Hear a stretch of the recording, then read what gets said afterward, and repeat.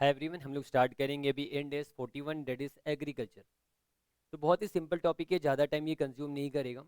तो स्ट्रेटली हम लोग आगे बढ़ते हैं, अभी स्टार्ट करते हैं डिस्कशन करना। तो सबसे पहले आपको ये जानना है कि हम जितने स्टैंडर्ड्स पढ़ रहे हैं वो स्टैंडर्ड्स हम सिर्फ इसलिए पढ़ रहे हैं ताकि हम अपने फाइनेंशियल स्टेटमेंट में उसका रिकॉर्डिंग कैसे कर सकें। यानी हमें कोई भी स्टैंडर्ड बिजनेस करना नहीं सिखाता है, हमें सारा स्टैंडर्ड ये बताता है कि आप जब फाइनेंशियल स्टेटमेंट प्रिपेयर करोगे तो आप रिपोर्टिंग किस तरीके से करोगे। यानी अलग अलग एसेट्स लाइबिलिटीज़ का आप कैसे रिकॉर्डिंग करोगे, आप इनकम एक्सपेंडिचर कैसे आप दिखाओगे। यानी प्रेजेंटेशन के बारे में ही सिर्फ बात करते हैं। तो वैसे ही एग्रीकल्चर से रिलेटेड जो आइटम है डेट इज बायोलॉजिकल एसेट, उस बायोलॉजिकल एसेट्स का आप कैसे रिकॉर्डिंग करोगे, कैसे अपने फाइनेंशियल स्टेटमेंट में प्रिपेयर करोगे, किन किन बातों का आप ध्यान रखोगे, इन सारी चीज़ों के बारे में इंड एस 41 डिस्कस करेगा आपके साथ। यहाँ पर ये स्टैंडर्ड बेसिकली डील करने वाला है बायोलॉजिकल एसेट्स पे। तो आपको जानना है कि बायोलॉजिकल एसेट्स होता है क्या। बायोलॉजिकल एसेट्स यानी सारे एनिमल्स एंड प्लांट्स जो कि लिविंग होते हैं, obviously living animals and plants, ये सारे जितने एनिमल्स हैं और जितने प्लांट्स हैं वो सारे के सारे बायोलॉजिकल एसेट्स हैं। लेकिन आपको एक और बात ध्यान पे रखना है कि जरूरी नहीं कि सारे के सारे बायोलॉजिकल एसेट्स यहाँ पर कवर होंगे। अब एनिमल्स तो प्राय सारे कवर हो जाएंगे, यहाँ पर एनिमल्स सारे कवर होते हैं, पर प्लांट्स के अंदर कुछ कुछ ऐसे प्लांट्स है, कुछ कुछ ऐसे ट्रीज है, वो यहाँ पर कवर नहीं होगा। आपको याद होगा हमने इंडेक्स 16 पढ़ा था। Index 16 property plant and equipment में हमने एक एसेट्स के बारे में डिस्कशन किया था, डेट इज बियरर प्लांट्स।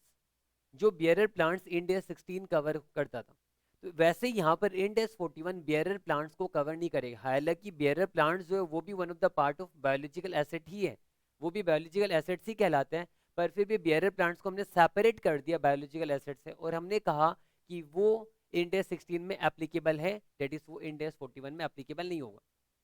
तो एग्जाम्पल क्या क्या, कौन से बियरर प्लांट्स है और कौन से बियरर प्लांट्स नहीं है। जैसे कि फॉर एग्जाम्पल अगर मैं मैंगो ट्रीज का बात करूँ, तो मैंगो का जो ट्री होता है वो आपका लंबे समय तक रहता है ट्री, एंड वो हर साल आपको एग्रीकल्चर प्रोड्यूस देता है। यानी अगर मैंगो का ट्री का अगर मैं बात करूँ तो मैंगो ट्री एक मशीन की तरह है जो हर साल मैंगो यानी एग्रीकल्चर प्रोड्यूस आपको देता है। तो जो मैंगो का ट्रीज है उसे हम कहते थे बियरर प्लांट्स, क्योंकि इसे हम पूरे जड़ से नहीं काटते थे। अगर आप उसे जड़ से काटोगे तब वो बायोलॉजिकल एसेट्स है। लेकिन अगर मैंगो ट्रीज में आपका इंटेंशन है एग्रीकल्चर प्रोड्यूस का, तो वैसा सिचुएशन में जो मैंगो है वो तो सारे एग्रीकल्चर प्रोड्यूस है, वो इंडेक्स 41 में कवर भी होंगे जो मैंगोस है। लेकिन जो मैंगो का ट्री है वो यहाँ पर कवर नहीं होने वाला। वैसे और भी बहुत सारे एग्जांपल, जैसे अगर मैं ग्रेप वाइन्स का बात करूं, डेट इज जो ग्रेप से रिलेटेड जो प्लांट होता है जिसमें ग्रेप्स लगते हैं, तो ग्रेप्स का जो प्लांट होता है वो प्लांट हम एक बार लगा देते हैं, फिर हर साल उसमें ग्रेप्स आते हैं। तो हर साल जो हमारा ग्रेप्स आता है वो ग्रेप्स को हम ऐसे एग्रीकल्चर प्रोड्यूस हम यूज करेंगे, हम बेचेंगे जो भी XYZ। पर उसका जो ग्रेप का वाइन है, डेट इज जो उसका प्लांट है, वो प्लांट तो लंबे समय तक आपके पास रहेगा। यानी वो ग्रेप वाइन जो है वो ऐसे मशीन की तरह है, जैसे एक मशीन में हम फ्रूटी बना सकते हैं, वैसे एक मशीन वो प्लांट है, ग्रेप का जो पौधा है जो आपको हर साल फ्रूट्स देगा। तो वो ग्रेप वाइन जो है वो बियरर प्लांट के डेफिनेशन में आता था, क्योंकि वो एक साल से ज्यादा यूज होता था। और जो कि ग्रेप्स है वो आपका यहाँ पर बायोलॉजिकल एसेट्स में कवर होगा। यानी वो सारे प्लांट्स जो कि जिससे आप एग्रीकल्चर प्रोड्यूस करोगे और वो प्लांट्स लंबे समय तक आपको एग्रीकल्चर प्रोड्यूस करके देने वाला है, तो वो सारे प्लांट्स बियरर प्लांट्स में कवर होते थे। वो सारे प्लांट्स को हम बायोलॉजिकल एसेट्स से बाहर कर देंगे, वो यहाँ पर कवर नहीं होगा। लेकिन कुछ कुछ ऐसे प्लांट्स होते हैं जिसे हम जड़ से उखाड़ते हैं, जैसे कि सुगर केन। अगर हम सुगर केन का पौधा करते और सुगर केन उगाते हम, तो शुगर केन को हम बाद में क्या करते हैं, जड़ से उखाड़ते उसे। यानी शुगर केन का अपना कोई स्पेसिफिक वैसा कोई मशीन या ट्रीज नहीं है कि आप उसमें हर साल शुगर केन उगेगा। आपको हर साल शुगर केन का खेती करना पड़ेगा। और या फिर आप कह सकते हो वीट मीज वगैरह में भी आप हर साल क्या करते हो, खेती करते हो। आपने कभी देखा नहीं होगा कि वीट का एक पेड़ है जिसके अंदर बहुत सारे वीट या मीज वगैरह उगते हैं, उनकी खेती होती है और उससे हम हर साल हमें क्या करना पड़ता है, खेती करना पड़ता है। यानी वहां पर कोई स्पेसिफिक ट्री नहीं है, इसलिए वो सारे बायोलॉजिकल एसेट्स में आएंगे। लेकिन जो भी आपका ट्रीज है जिससे आपको हर साल एग्रीकल्चर प्रोड्यूस मिलने वाला है, वो ट्रीज वगैरह अगर आपका इंटेंशन एग्रीकल्चर प्रोड्यूस करने का है, तो वो ट्रीज वगैरह बियरर प्लांट में नहीं, बियरर प्लांट में आएगा, बायोलॉजिकल एसेट्स में नहीं आएगा। यानी इंड एस 41 जो है एग्रीकल्चर, वो बियरर प्लांट को हटा दे रहा है, वो एक्सक्लूड करता है बियरर प्लांट, क्योंकि बियरर प्लांट के बारे में ES 16 में हमने ऑलरेडी पढ़ा हुआ है, और वहां पर ES 16 इंड एस 16 में बियरर प्लांट जो है वो कवर करेगा।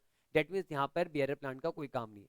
तो आप कह सकते हो कि बायोलॉजिकल एसेट्स में क्या क्या आएगा, वो सारे प्लांट्स जो बेयर प्लांट्स नहीं है वो बायोलॉजिकल एसेट्स में आएंगे, और सारे के सारे एनिमल्स जो है वो आपके बायोलॉजिकल एसेट्स के अंदर आएंगे।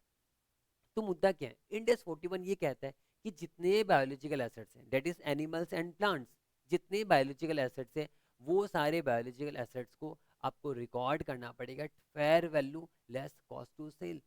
यानी हमने पढ़ा था इंडिया 16 में कि मशीन्स वगैरह को कभी भी फेयर वैल्यू में रिकॉर्ड नहीं करते थे, मशीन्स वगैरह को हम इनिशियली कॉस्ट में रिकॉर्ड करते थे, और बाद में अगर हमें कॉस्ट मॉडल फॉलो कर रहे हैं तो हम कॉस्ट मॉडल फॉलो करते हुए डेप्रिसिएशन लगाते थे, अगर हम रिवैल्यूएशन मॉडल फॉलो कर रहे हैं तो उसके अकॉर्डिंगली हम फेयर वैल्यू में दिखाते थे। पर यहाँ पर इंडेस 41 में कॉस्ट मॉडल बोल के कुछ है ही नहीं। इंडेस 41 स्पेसिफिकली आपको ये कहता है कि आपको सारे के सारे बायोलॉजिकल एसेट्स को fair value minus cost to sell में रिकॉर्ड करना है। यानी आपको ये देखना है कि वो सारा बायोलॉजिकल एसेट्स को बेचने पर क्या प्राइस मिलेगा, उसका फेयर वैल्यू क्या है। तो पता चला मुझे कि बायोलॉजिकल एसेट्स का फेयर वैल्यू है 50,000 रुपये, और उसे बेचने का मेरा खर्चा लग जाएगा 1,000 रुपया, यानी 49,000 मेरा नेट प्रोसीड्स आएगा। बेचने पर 50,000 आएगा, पर बेचने का खर्चा लग जाएगा 1,000 रुपये, यानी 49,000 मेरा नेट प्रोफिट्स आएगा। तो 49,000 में ही मैं क्या करूंगा, बायोलॉजिकल एसेट्स को रिकॉर्ड करूंगा। तो यहाँ पर ये स्टैंडर्ड को स्टार्ट करने से पहले मैं थोड़ा सा डिस्कशन करना चाहता हूँ आपके साथ और फर्दर। जैसे कि मान लो काउस है मेरे पास, बहुत सारी गाय है, ठीक है, काउस है मेरे पास। तो बहुत सारे काउस को अगर मैं खरीदूंगा तो इनिशियली मैं कॉस्ट प्राइस में रिकॉर्ड नहीं करूंगा, इनिशियली मैं फेयर वैल्यू में रिकॉर्ड करूंगा। मैं उसे मेजर करूंगा एट फेयर वैल्यू कि उसका आज के दिन क्या फेयर वैल्यू। जनरली जो कॉस्ट होता है वही फेयर वैल्यू होता है, मैं एग्री करता हूँ, पर फिर भी हम हमेशा चेक करेंगे कि उसका फेयर वैल्यू उस पार्टिकुलर डेट में, परचेज डेट में उसका फेयर वैल्यू क्या है। तो पता चला उस काउस का फेयर वैल्यू है मान लो 40,000 रुपीज, और उसको बेचने पर, अगर मैं उसको बाद में बेचना चाहता हूँ तो बेचने पर मेरा 2,000 रुपया खर्चा होने वाला है। तो यहाँ पर मैं 40,000 में नहीं, मैं 38,000 में मैं उससे रिकॉर्ड करूंगा। यानी fair value minus cost to sell में मैं अपना एग्रीकल्चर का आइटम जो कि आपका काउस है, जो कि बायोलॉजिकल एसेट्स है, मैं उसको 48,000 में रिकॉर्ड करूंगा। या फिर मान लो मैंने क्या किया, मैंने वीट वगैरह का खेती किया है मैंने, या फिर आप कह सकते हो और भी बहुत सारे ऐसे प्लांट्स हैं जो कि बायोलॉजिकल एसेट्स के अंदर आ रहे, जो बियर प्लांट नहीं है, उन सबको भी अगर मुझे रिकॉर्ड करना है तो मैं फेयर वैल्यू में रिकॉर्ड करूंगा, fair value minus cost to sell में मैं रिकॉर्ड करूंगा। अब जैसे मैंने आपको ये बताया था कि मैंगो का जो ट्रीज है, अगर आपका इंटेंशन है मैंगो उगाने का, और मैंगो का जो ट्रीज है वो मैंने कहा था वो बियर प्लांट के डेफिनेशन में आता है, तो वो बायोलॉजिकल एसेट नहीं होगा। ठीक है, मैंगो का ट्री जो है वो बायोलॉजिकल एसेट नहीं है, पर जो मैंगोस उस पर लगे हुए हैं, जो मैंगोस है वो आपका बायोलॉजिकल एसेट ही कहलाएगा, यानी वो एग्रीकल्चर प्रोड्यूस है। यानी आपने क्या किया, एक ट्रीज के थ्रू जो प्रोडक्शन किया वो एग्रीकल्चर प्रोड्यूस है। तो इस एग्रीकल्चर प्रोड्यूस को, यानी इस मैंगोस को भी आप क्या करोगे, जब आप रिकॉर्ड करोगे, मान लो मैंने एक पेड़, मैंने बड़ा सारा पेड़ एक मैंगो का उगाया, तो वो जो मैंगो का पेड़ है उसके बारे में, ट्री के बारे में तो bearer plant that is India 16 बात करेगा। अब उसमें मेरा किसी पार्टिकुलर ईयर में मेरा उसमें बहुत सारा मैंगोस होगा, तो मैंने बहुत सारा मैंगोस को तोड़ लिया, अब मेरे पास बहुत सारा मैंगोस है, तो मैं देखूंगा कि इस मैंगोस पे मुझे क्या फेयर वैल्यू रिसीव होगा अगर मैं इसको बेचूंगा तो, और बेचने का मेरा क्या खर्चा है। तो मुझे पता चला मेरे पास बहुत सारा मैंगोस है, डेट इज वो एग्रीकल्चर प्रोड्यूस है, और इन सबको बेचने पर मुझे पता चला 5 लाख रुपए मेरे पास आ सकता है, अगर मैं इन सारे मैंगोस को बेच दूंगा तो 5 लाख रुपए आएगा। पर इसको बेचने का मेरा खर्चा भी होगा, पता चला बेचने का खर्चा 20,000 रुपीज हो जाएगा। तो मैं इसको 5 लाख में नहीं, मैं इसको 4,80,000 में अपने बैलेंस शीट में रिकॉर्ड करूंगा एस एग्रीकल्चर प्रोड्यूस, वो जो मैंगोस है। या फिर अगर मैं ग्रेप्स का बात करूं, मैंने ग्रेप्स के पौधे से बहुत सारा ग्रेप्स उगाया, तो जो ग्रेप्स का प्लांट है वो तो शायद वो क्या हो सकता है, बेयर प्लांट हो सकता है, अगर वो उसके डेफिनेशन में आ रहा है तो ऑब्वियसली वो बेयर प्लांट ही होगा। और जो ग्रेप्स है उसके अंदर जो ग्रेप्स लगे डेट इज एग्रीकल्चर प्रोड्यूस, तो ये जो ग्रेप्स है ये एग्रीकल्चर प्रोड्यूस बायोलॉजिकल एसेट के अंदर आएंगे। और ये जो एग्रीकल्चर प्रोड्यूस है इसको भी मैं ग्रेप्स को क्या करूंगा, मैं fair value minus cost to sell में रिकॉर्ड करने वाला हूँ। ये चीज का आपको ध्यान रखना है।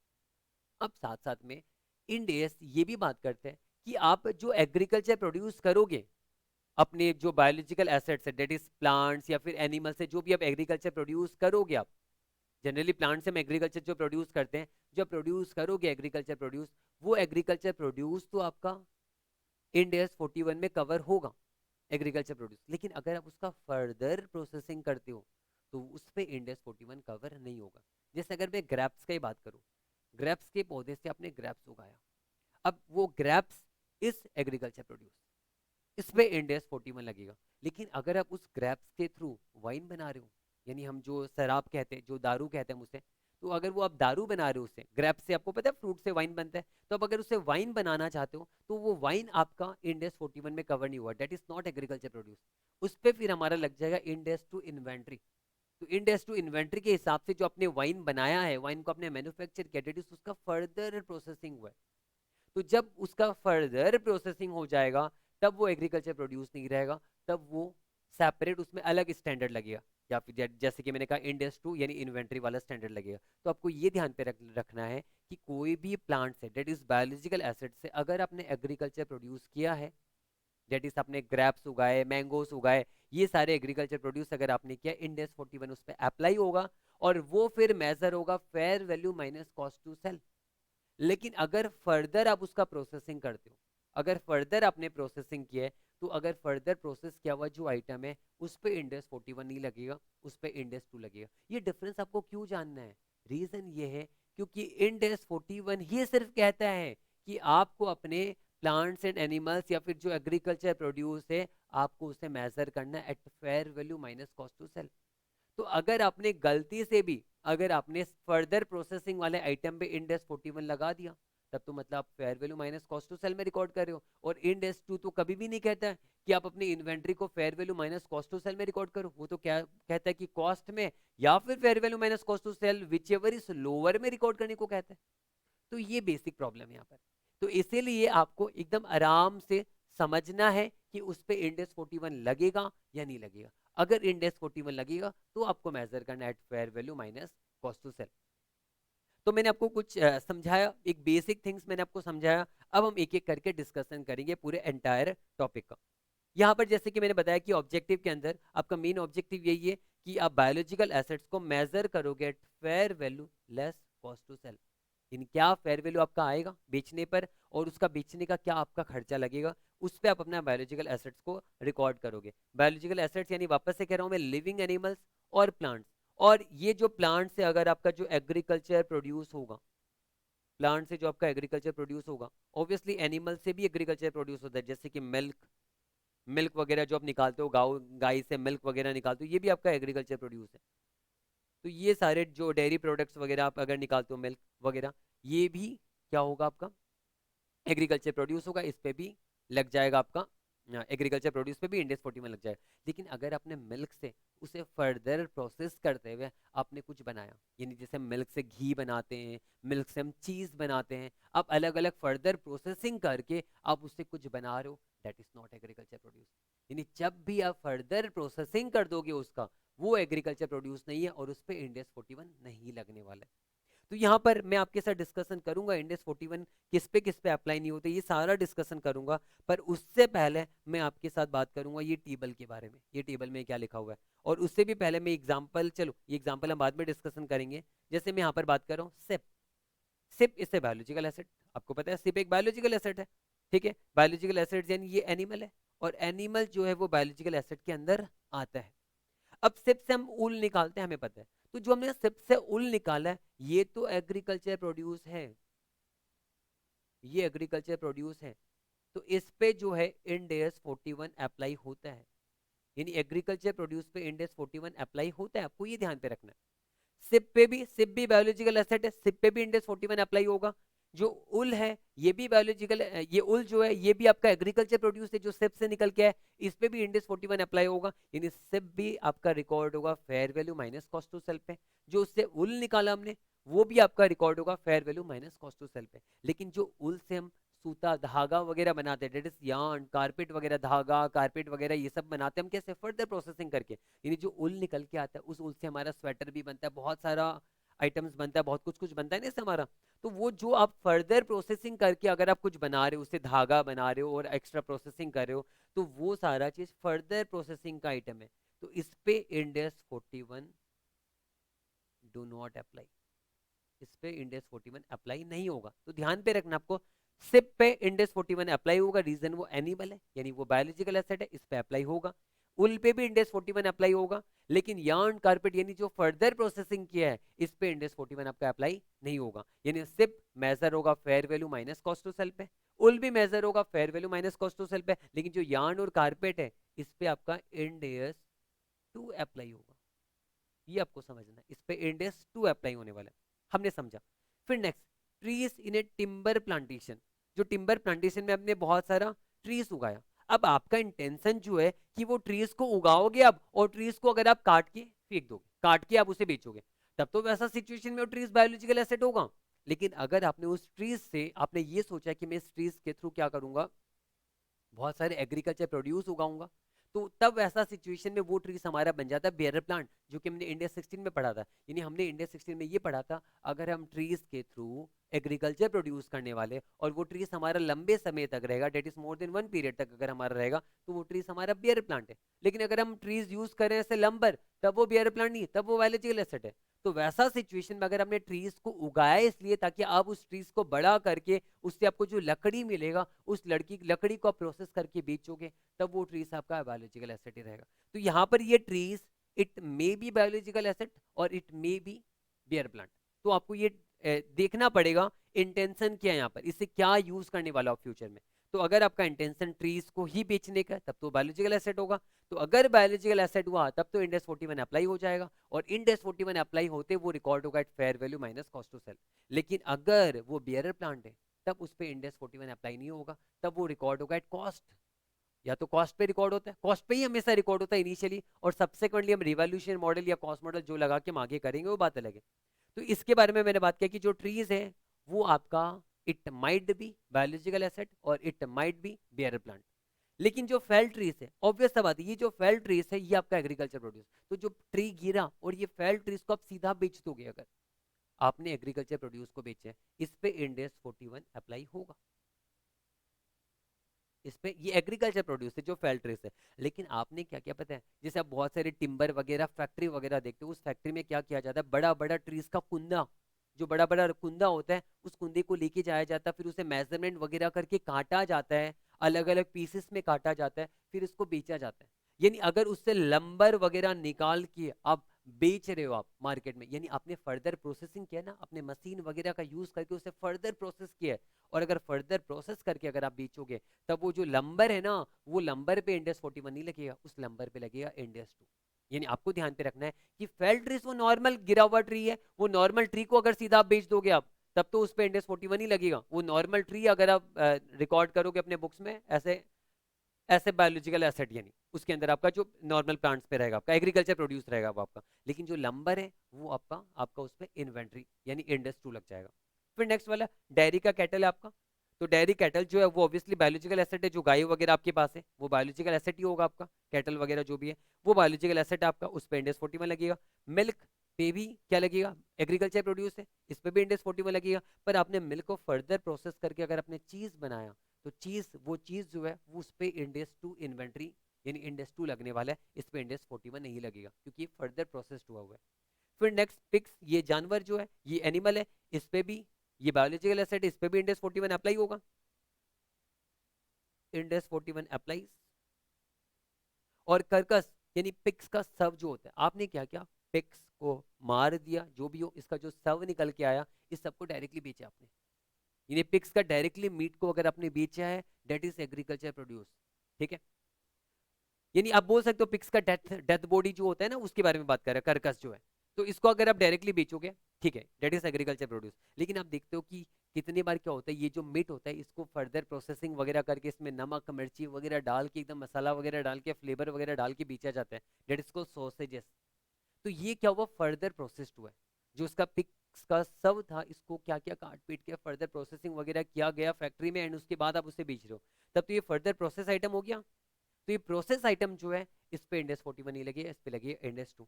सेम वैसे कॉटन प्लांट्स आपका जो है, ऑब्वियसली ये आपका ये बायोलॉजिकल एसेट है। इसका जो हार्वेस्टेड कॉटन, हार्वेस्टेड का मतलब होता है कटाई करना, आपने कॉटन को कटाई करके कॉटन निकाला आपने, तो जो प्योर कॉटन आपका निकल के आया है, वो कॉटन आपका क्या रहेगा, एग्रीकल्चर प्रोड्यूस है, इस पे इंडेक्स 41 लगेगा। पर उस कॉटन से फिर बाद में अपने थ्रेड यानी सूता निकाला, सूता बनाया, क्लोथ्स बनाया, ये सारे फर्दर प्रोसेस आइटम है, इस पे आपका इंडेक्स 41 नहीं लगेगा, इस पे इंडेक्स 2 लगेगा। यानी ज्यादातर ये प्रोसेस आइटम पे इंडेक्स 2 लगने वाला है। और ये जो एग्रीकल्चर प्रोड्यूस है, इस पे जनरली हमेशा इंडेक्स 41 लगते हैं। और ये बायोलॉजिकल एसेट्स अगर बियरर प्लांट है, तब तो इस पे इंडेक्स 16 लगेगा, अदरवाइज इंडेक्स 14 लगेगा इस पे भी। सेम वैसे sugar cane biological asset index 41, इसका हार्वेस्टेड केन, यानी ये जो आपने सीधा कटाई किया शुगर केन का कटाई किया। हार्वेस्ट का मतलब कटाई करना, तो आपने केन का कटाई किया, तो ये कटाई किया हुआ जो आइटम है ये भी आपका एग्रीकल्चर प्रोड्यूस है, इंडेक्स 40 में लगेगा। लेकिन जो शुगर आपने फर्दर प्रोसेस करके निकाला, that is not agriculture produce, ये आपका इस पे इंडेक्स 2 लग जाएगा। फिर जैसे tobacco plants, obviously tobacco plants जो है आपका बायोलॉजिकल एसेट है। इससे जो आपने लिप्स निकाला, पिक लिप्स, जो आपने पत्ता तोड़ के निकाला, ये पत्ते तो सारे जो टोबैको के पत्ते होते हैं ये तो एग्रीकल्चर प्रोड्यूस है। लेकिन अगर आपने पत्ते से टोबैको बनाया, आपने मैन्युफैक्चर करके, वो टोबैको जो आपने बनाया अलग से फर्दर प्रोसेस करके, वो टोबैको पे इंडेक्स 41 नहीं लगेगा। सेम टी बेसिस में भी पिक लिप्स, जो टी का पत्ता होता है, चाय पत्ती का जो पत्ता होता है, जो पत्ता तोड़ते हैं लेबर लोग, जो बगान वगैरह में तोड़ते हैं, वो पत्ते तो एग्रीकल्चर प्रोड्यूस है, लेकिन बाद में वो फैक्ट्री में जाके प्रोसेस होता है, तब वो चाय पत्ती बनता है जिसको हम डाल के चाय पीते हैं। तो वो जो चाय जो जो हम पीते हैं ना, चाय पत्ती को डाल के, मतलब जो प्रोसेस किया हुआ रहता है, वो चाय पत्ती जो है वो आपका पत्ता नहीं है, वो फर्दर प्रोसेस्ड हुआ है, तो उस पर इंडेक्स 2 लग जाएगा। सिम ग्रेप वाइन्स में भी यही चीज है, जो पिक ग्रेप्स, सीधा अंगूर तोड़ा है आपने और बेचा है, हाँ इंडेक्स 40 में लगेगा। पर अंगूर से अगर आपने वाइन बनाया है तो फर्दर प्रोसेस हुआ है ना, तो इस पे इंडेक्स 41 नहीं लगेगा। फ्रूट के ट्रीज में भी सीधा फ्रूट्स को तोड़ा है आपने, लेकिन फ्रूट्स को अगर आपने फर्दर प्रोसेस करके उसका जूस बनाया, उससे दारू बनाया, अलग अलग चीज बनाया प्रोसेस करके, तो उस पे इंडेक्स 2 ही लगेगा, इंडेक्स 41 नहीं लगेगा। रबर ट्रीज में भी जो लेटेक्स निकलता है उसका, गम वगैरह जो रबर ट्रीज से निकलता है, वो तो जो आपका सीधा आपने कटाई करके निकाला है उसका लेटेक्स, वो तो आपका इंडेक्स 41 उस पर अप्लाई होगा, डेट इज एग्रीकल्चर प्रोड्यूस है। लेकिन जो रबर आप बाद में फर्दर बनाओगे, रबर प्रोडक्ट्स फर्दर प्रोसेसिंग करके, वो एग्रीकल्चर प्रोड्यूस नहीं है। यानी आपको ये समझाना था मुझे यहाँ पर, ये बहुत ही ज़्यादा इंपॉर्टेंट है, मुझे आपको ये समझाना था कि अगर कोई भी एग्रीकल्चर प्रोड्यूस को अगर आप फर्दर प्रोसेसिंग कर देते हो, तब उस पर इंडेक्स 41 अप्लाई नहीं होगा, उस पर अप्लाई होगा इंडेक्स 2। तो हमने यहाँ पर ये सारा चीज हमने समझा। यहाँ पर भी आगे ये लिखा हुआ, some plants for example tea bushes, grape vines, tea bushes से हम चाय पत्ता, जो पत्ता तोड़ेंगे टी बसेस से, ये टी का प्लांट्स हो गया जिससे हम पत्ता तोड़ेंगे। तो टी का जो प्लांट्स है ऑब्वियसली जनरली क्या रहता है, बेयर प्लांट रहता है, मैंने कहा था। क्योंकि आप इस टी प्लांट्स को, जैसे कि ये वाला जो है, ये आपका बायोलॉजिकल एसेट के अंदर है, पर ये बेयर प्लांट में अगर आ जाएगा तब ये बायोलॉजिकल एसेट नहीं है, इस पर इंडेक्स 16 अप्लाई हो जाएगा। ग्रेप वाइन्स भी जो है, ग्रेप वाइन्स जैसे मैंने बताया था, इससे आप हर साल अंगूर जो ग्रेप्स है उसे आप तोड़ोगे और खाओगे या बेचोगे। तो ये जो ग्रेप वाइन्स यानी ग्रेप का प्लांट है, ये तो आपको हर साल एग्रीकल्चर प्रोड्यूस देगा। तो ये बायोलॉजिकल एसेट होते हुए भी outside the scope of biological asset है, रीजन ये इंडिया 16 के अंदर आता है। मैंगो ट्रीज, यानी जो मैंने कहा, ये सारे प्लांट जिससे आप एग्रीकल्चर प्रोडक्शन करोगे, और वो प्लांट एक साल से ज्यादा समय तक, यानी एक पीरियड से ज्यादा समय तक अगर आपके साथ रहने वाला है, तो वो सारे प्लांट्स जो है वो क्या है, वो आपका बेयर प्लांट्स है। यानी यहाँ पर हमें पता चला बहुत सारे प्लांट्स जो है यहाँ पर आप कह सकते हो, टी बसेस, ग्रेप वाइन्स, ये सब रबर ट्रीज वगैरह, ये सब जनरली जनरली 1 पीरियड से ज़्यादा समय तक हमारे पास रहते हैं, और हमारा इंटेंशन रहता है इससे अगर एग्रीकल्चर प्रोड्यूस निकालेंगे, तो जनरली ये सारे आइटम क्या है, बेयर प्लांट है। तो इसलिए आपको यहाँ पर ध्यान रखना है, यहाँ पर बायोलॉजिकल एसेट्स के अंदर कुछ आइटम पे तो इंडेक्स 40 में लगेगा और कुछ आइटम के अंदर इंडेक्स 16 लगेगा। तो कोई देखना है यहाँ पर, अगर वो बियरर प्लांट के कैटेगरी में आ रहा है तब उस पर इंडेक्स 16 लगेगा, अगर वो बियरर प्लांट के कैटेगरी में नहीं आ रहा है तब वो बायोलॉजिकल एसेट है और उस पर इंडेक्स 41 लगेगा। तो हमने ये समझ लिया पूरा अच्छे से। इससे रिलेटेड एक एग्जाम्पल था, वो भी हम डिस्कस कर लेते हैं।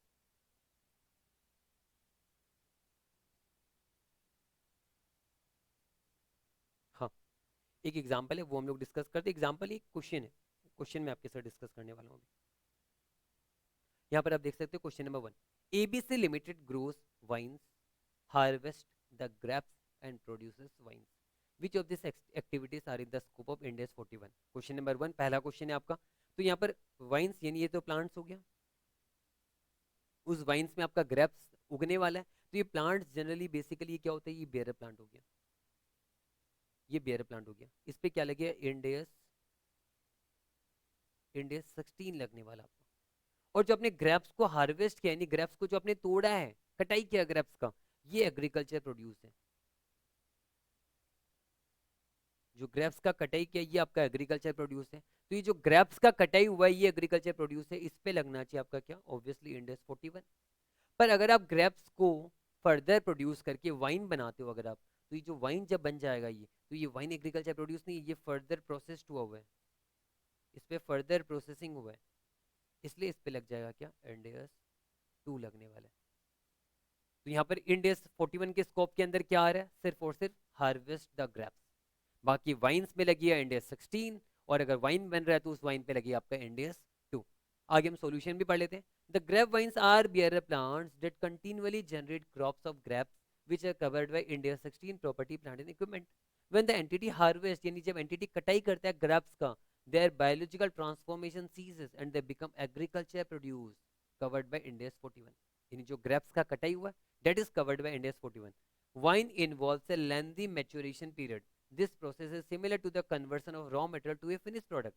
यानी आप इसको प्रोसेस करके फिनिश प्रोडक्ट बना रहे हो rather than biological transformation. Hence treated as inventory in accordance with Index to inventory. यानी इस पे लग जाएगा आपका क्या, इंडेक्स टू इन्वेंट्री लग जाने वाला है।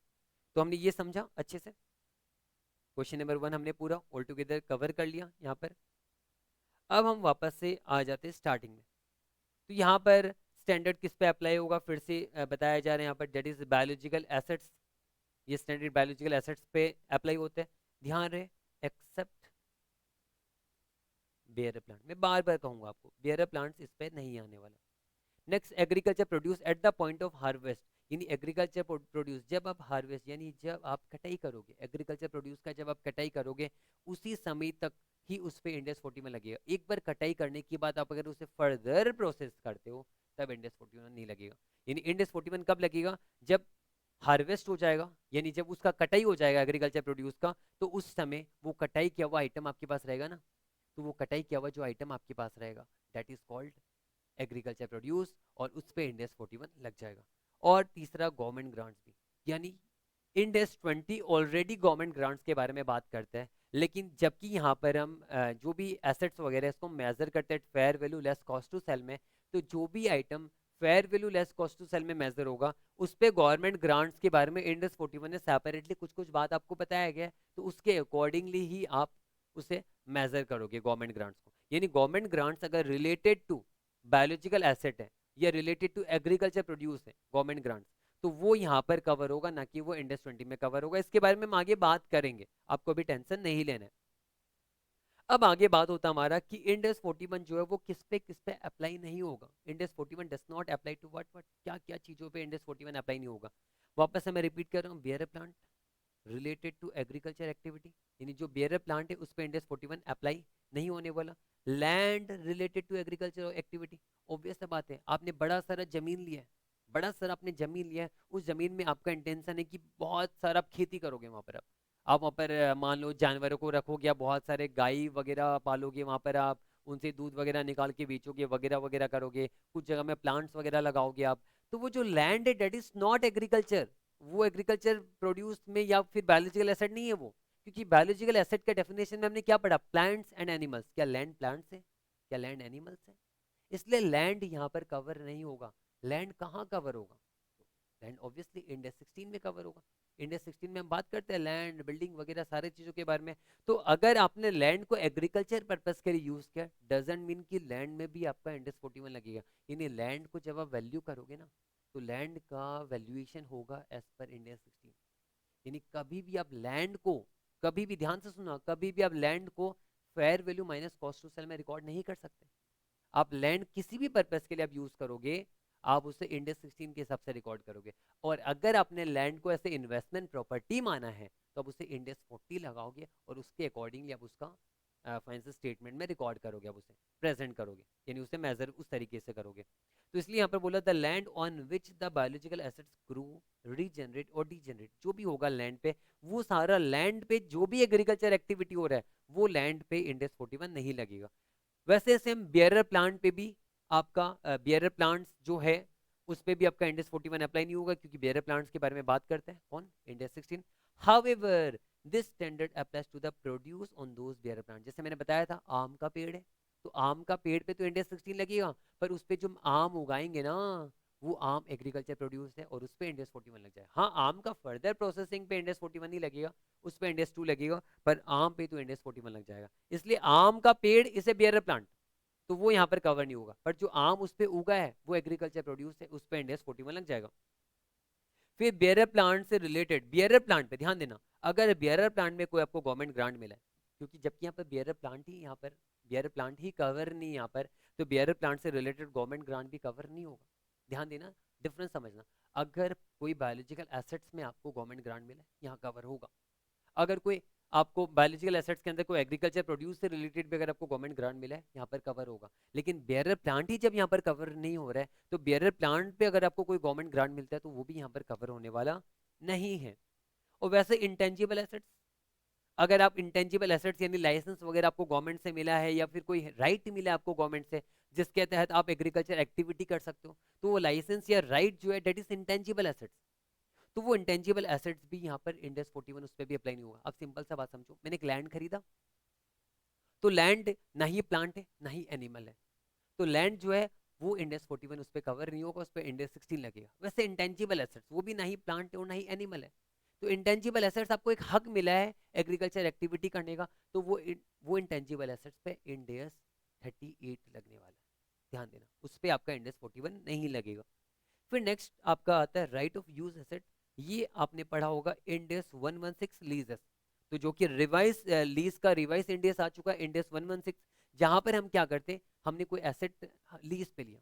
जैसे कोई भी एसेट अगर आपने लीज पे लिया, मान लो अपने लैंड को लीज पे लिया, आपने लैंड को क्या किया, लीज पे लिया, आपने खरीदा नहीं, तो लैंड को खरीदो तो भी नहीं आएगा, लैंड को भाड़े में लेके उस पर एग्रीकल्चर एक्टिविटी करो तो भी नहीं आएगा। आप किसी भी तरीके से ले लो, भाड़े में ले लो, आप खरीद लो लैंड को, अब ये सारे आइटम्स पे इंडेक्स 41 नहीं लगने वाला है। तो मैं समझ में आ गया कि ये सारे चीजों पे इंडेक्स 41 नहीं लगेगा। वापस से रिपीट कर रहा हूँ, लैंड, चाहे लैंड आपने खरीदा हुआ है, चाहे लैंड आपका भाड़े पे लिया हुआ है, बेयरर प्लांट हो गया, या गवर्नमेंट ग्रांट्स मिला बेयरर प्लांट पे, या फिर इंटेंजिबल एसेट्स, ये सब पे इंडेक्स 41 नहीं लगेगा। फिर स्टैंडर्ड क्या कहता है कि एग्रीकल्चर प्रोड्यूस में तो ऑब्वियसली इंडेक्स 41 अप्लाई करते हैं, जो कि हार्वेस्टेड प्रोडक्ट है, यानी कटाई किया हुआ। जब आप एग्रीकल्चर प्रोड्यूस कब आता है, जब आप कटाई करते हो, यानी आम के पेड़ पे आम टंगा हुआ है, that is not agriculture produce. आम की पेड़ से जब आप आम को तोड़ लोगे ना, कटाई कर लोगे, तब वो एग्रीकल्चर प्रोड्यूस बनेगा। आपने बहुत सारा गेहूं का खेती किया, जब तक गेहूं का क्रॉप्स का जब तक कटाई नहीं होगा तब तक वो एग्रीकल्चर प्रोड्यूस नहीं है। एक बार वो क्रॉप्स का कटाई हो जाएगा तभी वो एग्रीकल्चर प्रोड्यूस बनेगा, उसके बाद ही आप उसे रिकॉर्ड करोगे अपने बुक्स में। यानी मैं कह रहा हूँ नहीं मेरा वहां पर ऑलरेडी खेती किया हुआ है, मैं उस गेहूं को दिखाना चाहता हूँ अपने बुक्स में, पॉसिबल है नहीं। जब तक आप उस क्रॉप्स को तोड़ नहीं लोगे तब तक आप अपने बुक्स में रिकॉर्ड नहीं कर सकते। जैसे सिंपल से एग्जांपल ले रहा हूँ कि मान लो एक मुर्गी है आपके पास, ठीक है, तो मुर्गी जो है उस वो अंडे देती है, वो रोज अंडे दे रही है, तो जो मुर्गी है वो आप कह रहे हो कि वो मुर्गी अंडा तो उस मुर्गी के अंदर है ऑलरेडी, आप कह रहे हो कि हाँ इसके अंदर ऑलरेडी अंडा है, मैं उस अंडे को अपने बुक्स में दिखाना चाहता हूँ, नहीं, गलत। जब तक वो अंडा नहीं दे देती निकाल के, तब तक तब तक वो एग्रीकल्चर प्रोड्यूस नहीं है, और तब तक आप उसे बुक्स में रिकॉर्ड नहीं कर सकते। यानी यहाँ पर भी हार्वेस्ट का मतलब क्या हो गया, समझ लो आप, यहाँ पर हार्वेस्ट की तरह मैं आपको समझा रहा हूँ, मतलब जब तक वो अंडा निकल के नहीं आ जाता है तब तक वो हार्वेस्ट नहीं हुआ है। वैसे कोई भी एग्रीकल्चर प्रोड्यूस जब तक उसका कटाई नहीं हो जाता है तब तक वो एग्रीकल्चर प्रोड्यूस नहीं, और तब तक उस पर इंडेक्स 41 नहीं लगेगा आपका। और उसके बाद अगर आप उसको फर्दर प्रोसेस करते हो बाद में फर्दर, तो उस पर क्या लगेगा, इंडेक्स 2 या फिर अनदर स्टैंडर्ड जो भी आपका लगने वाला है। यानी only eight the point of harvest, यानी जब आप कटाई करोगे उसी वक्त जो आपका है वो आइटम, वैसा ही आइटम पे इंडेक्स 41 लगेगा। चलो ठीक है। उसके बाद हमने ऑलरेडी एग्जांपल्स आप जस्ट रीड करके छोड़ देना, मैंने ऑलरेडी डिस्कस कर लिया आपके साथ। जो ग्रेप्स का मैंने आपको एग्जांपल लिया था, तो ग्रेप्स का जो विंटनर है जो है इसे कहा जाता है वाइन प्रोड्यूसर, जो दारू बनाता है। वाइन प्रोड्यूसर ने अगर ग्रेप से वाइन बनाया है तो वाइन पे इंडेक्स 41 नहीं लगेगा आपका। फिर वापस से एग्रीकल्चर प्रोड्यूस, जैसे कि आपका जो उल वगैरह अगर उसका फर्दर प्रोसेस होता है तो भी फर्दर प्रोसेसिंग होने पर इंडेक्स 41 नहीं लगेगा आपका। हमने अभी तक ऑलमोस्ट 2 पेज कवर कर लिए हैं, चलो हम आगे बढ़ सकते हैं। तो यहाँ पर हमने क्या क्या पढ़ लिया, वापस से रिपीट कर रहा हूँ, क्या क्या आइटम्स पे इंडेक्स 41 आपका अप्लाई नहीं होगा, हमने ये पढ़ा। और हमने पढ़ा एग्रीकल्चर प्रोड्यूस पे इंडेक्स 41 अप्लाई होगा eight the point of harvest, जब आप कटाई करोगे। फिर हमने पढ़ा था कि बायोलॉजिकल एसेट्स पे तो इंडेक्स 41 लगता है, पर बियरर प्लांट पे इंडेक्स 41 नहीं लगता है। एग्रीकल्चर प्रोड्यूस पे इंडेक्स 41 लगता है, लेकिन अगर आप उसको फर्दर प्रोसेस करोगे तो उस पर इंडेक्स 2 लगेगा, इंडेक्स 41 नहीं लगेगा। ये हमने डिस्कशन किया था। अब रिकॉग्निशन ऑफ एसेट, यानी बायोलॉजिकल एसेट या एग्रीकल्चर प्रोड्यूस, बायोलॉजिकल एसेट्स या फिर एग्रीकल्चर प्रोड्यूस को आप कब रिकॉग्नाइज करोगे अपने बुक्स में, कब रिकॉग्नाइज करोगे। तो आप खुद सोचो कि आपको कब रिकॉग्नाइज करना चाहिए, जब आपके पास कंट्रोल आ जाए। यानी सोचो ना, पड़ोस में एक बछड़ा है, खेल रहा है, या फिर कोई गाय है जो पड़ोस में बैठी है, वो आप बोल रहे हो हाँ ये गाय मेरी है, आप अपने बैलेंस शीट में दिखा रहे हो, पर रियल में वो गाय आपकी है ही नहीं, तो फिर वो तो गलत हो जाएगा ना। यानी कहने का मतलब, जो भी बायोलॉजिकल एसेट है, चाहे वो गाय काउस हो, पिग्स हो, जो भी हो, जो भी बायोलॉजिकल एसेट आपके पास या फिर कोई एग्रीकल्चर प्रोड्यूस है, उस पर आपके पास कंट्रोल होना चाहिए।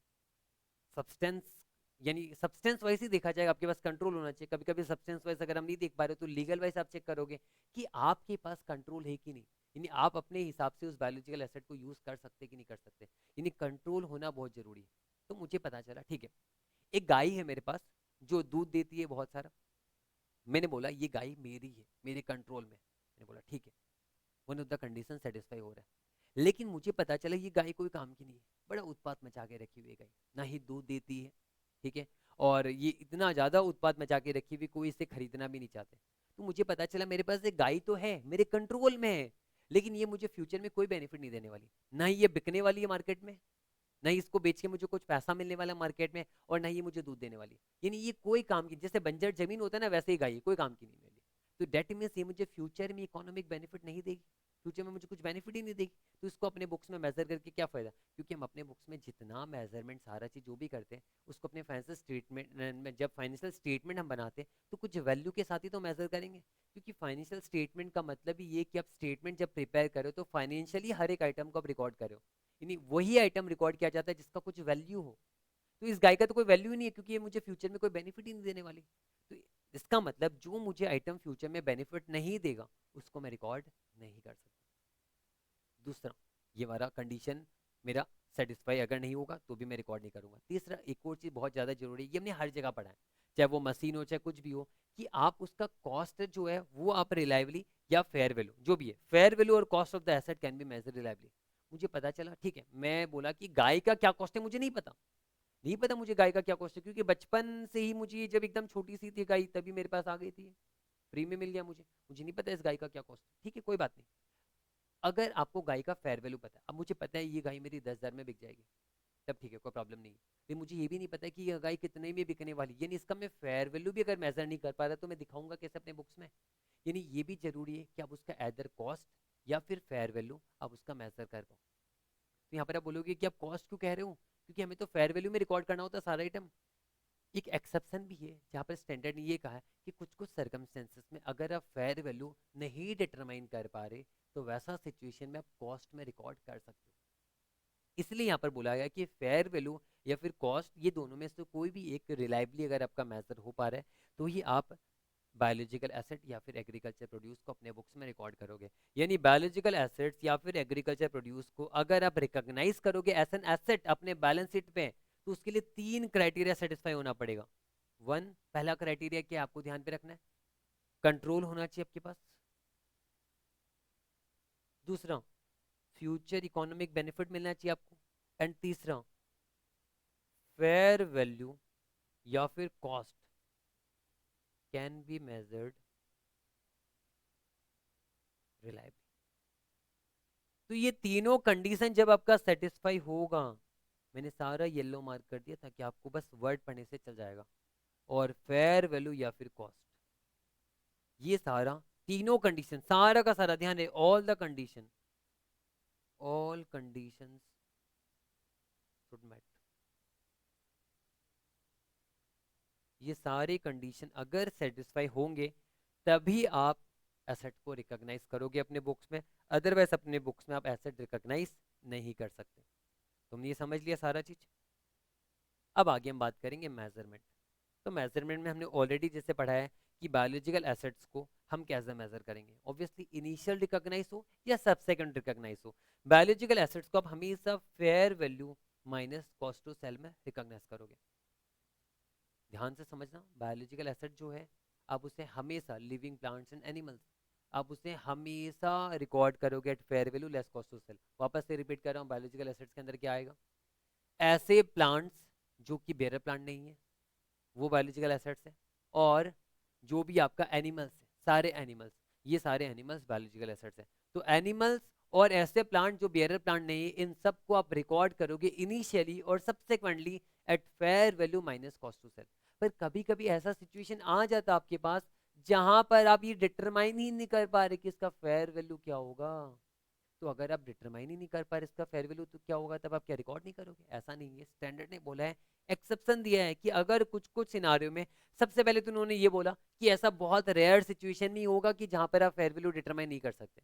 आप कोशिश करो, ट्राई करो, आप फेयर वैल्यू डिटरमाइन कर लोगे।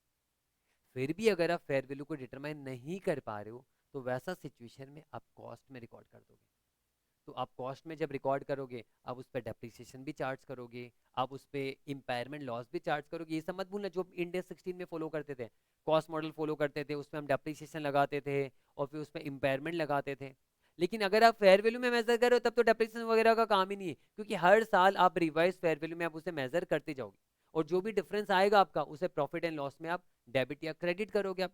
तो यहाँ पर वापस से रिपीट कर रहा हूँ, fair value minus cost to sell में बायोलॉजिकल एसेट को दिखाना है, that is living plants and animals को।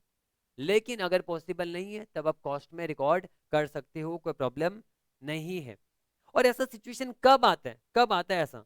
जब मान लो मार्केट प्राइस आपके पास अवेलेबल नहीं है बायोलॉजिकल एसेट्स का, आपको नहीं पता कि इसका मार्केट प्राइस क्या होगा, और उससे रिलेटेड कोई ऑल्टरनेटिव, मतलब उससे सिमिलर आइटम, जैसे मेरे पास एक गाय है, मुझे नहीं पता ये गाय कितने में बिकेगा, और मैंने फिर क्या कोशिश किया, मैं आगे और कोशिश करूंगा, मैं देखूंगा इससे रिलेटेड क्या कोई दूसरी गाय है जो सिमिलर इसी की तरह सारा इसका फीचर्स है, दूसरी गाय है, और वो गाय का क्या मार्केट प्राइस। यानी ऑल्टरनेटिव किसी एसेट का, ऑल्टरनेटिव किसी बायोलॉजिकल एसेट का अगर मैं फेयर वैल्यू भी डिटरमाइन नहीं कर पा रहा, तो वैसा सिचुएशन में तो मैं तो थक गया, हार गया, मैं, मुझे नहीं पता चल रहा है अब कि इसका फेयर वैल्यू क्या होगा। अब थक हार के मैं लास्ट में क्या करूंगा, मैं उस गाय को कॉस्ट में मेजर करूंगा और डेप्रिसिएशन और इम्पायरमेंट लॉस वगैरह जो भी है वो उसमें मैं चार्ज करूंगा। यानी फॉलोइंग केसेस में बायोलॉजिकल एसेट्स को हम कॉस्ट में दिखाते हैं, less any accumulated depreciation and any accumulated impairment loss as per Ind AS 16, Ind AS 36। इन्हें डेप्रिसिएशन इंड AS 16 के हिसाब से लगाते हैं हम, और इम्पायरमेंट लॉस हम लगाते हैं एज पर इंड AS 36 के हिसाब से। तो यहाँ पर इसका मार्केट प्राइस कब कब ऐसा होगा, जब मार्केट प्राइस अवेलेबल ही, और एंड, ये ध्यान देना, एंड और में बहुत ज्यादा फर्क होता है। एंड का मतलब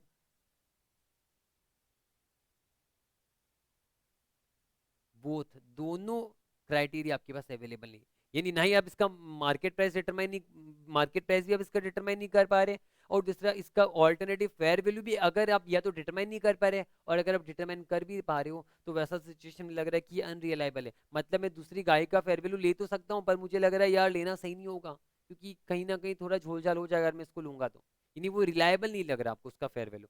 तो वैसा सिचुएशन में आप कॉस्ट लोगे। तो यहाँ पर इन्होंने बोला, आगे नोट किया है कि आप एक बार फेयर वैल्यू बायोलॉजिकल एसेट्स का अगर आपने मेजर कर लिया तो ये माना जाएगा आप कंटिन्यूसली हमेशा उसका फेयर वैल्यू मेजर करोगे, और अब जिंदगी भर आप उसको फेयर वैल्यू में रिकॉर्ड करोगे।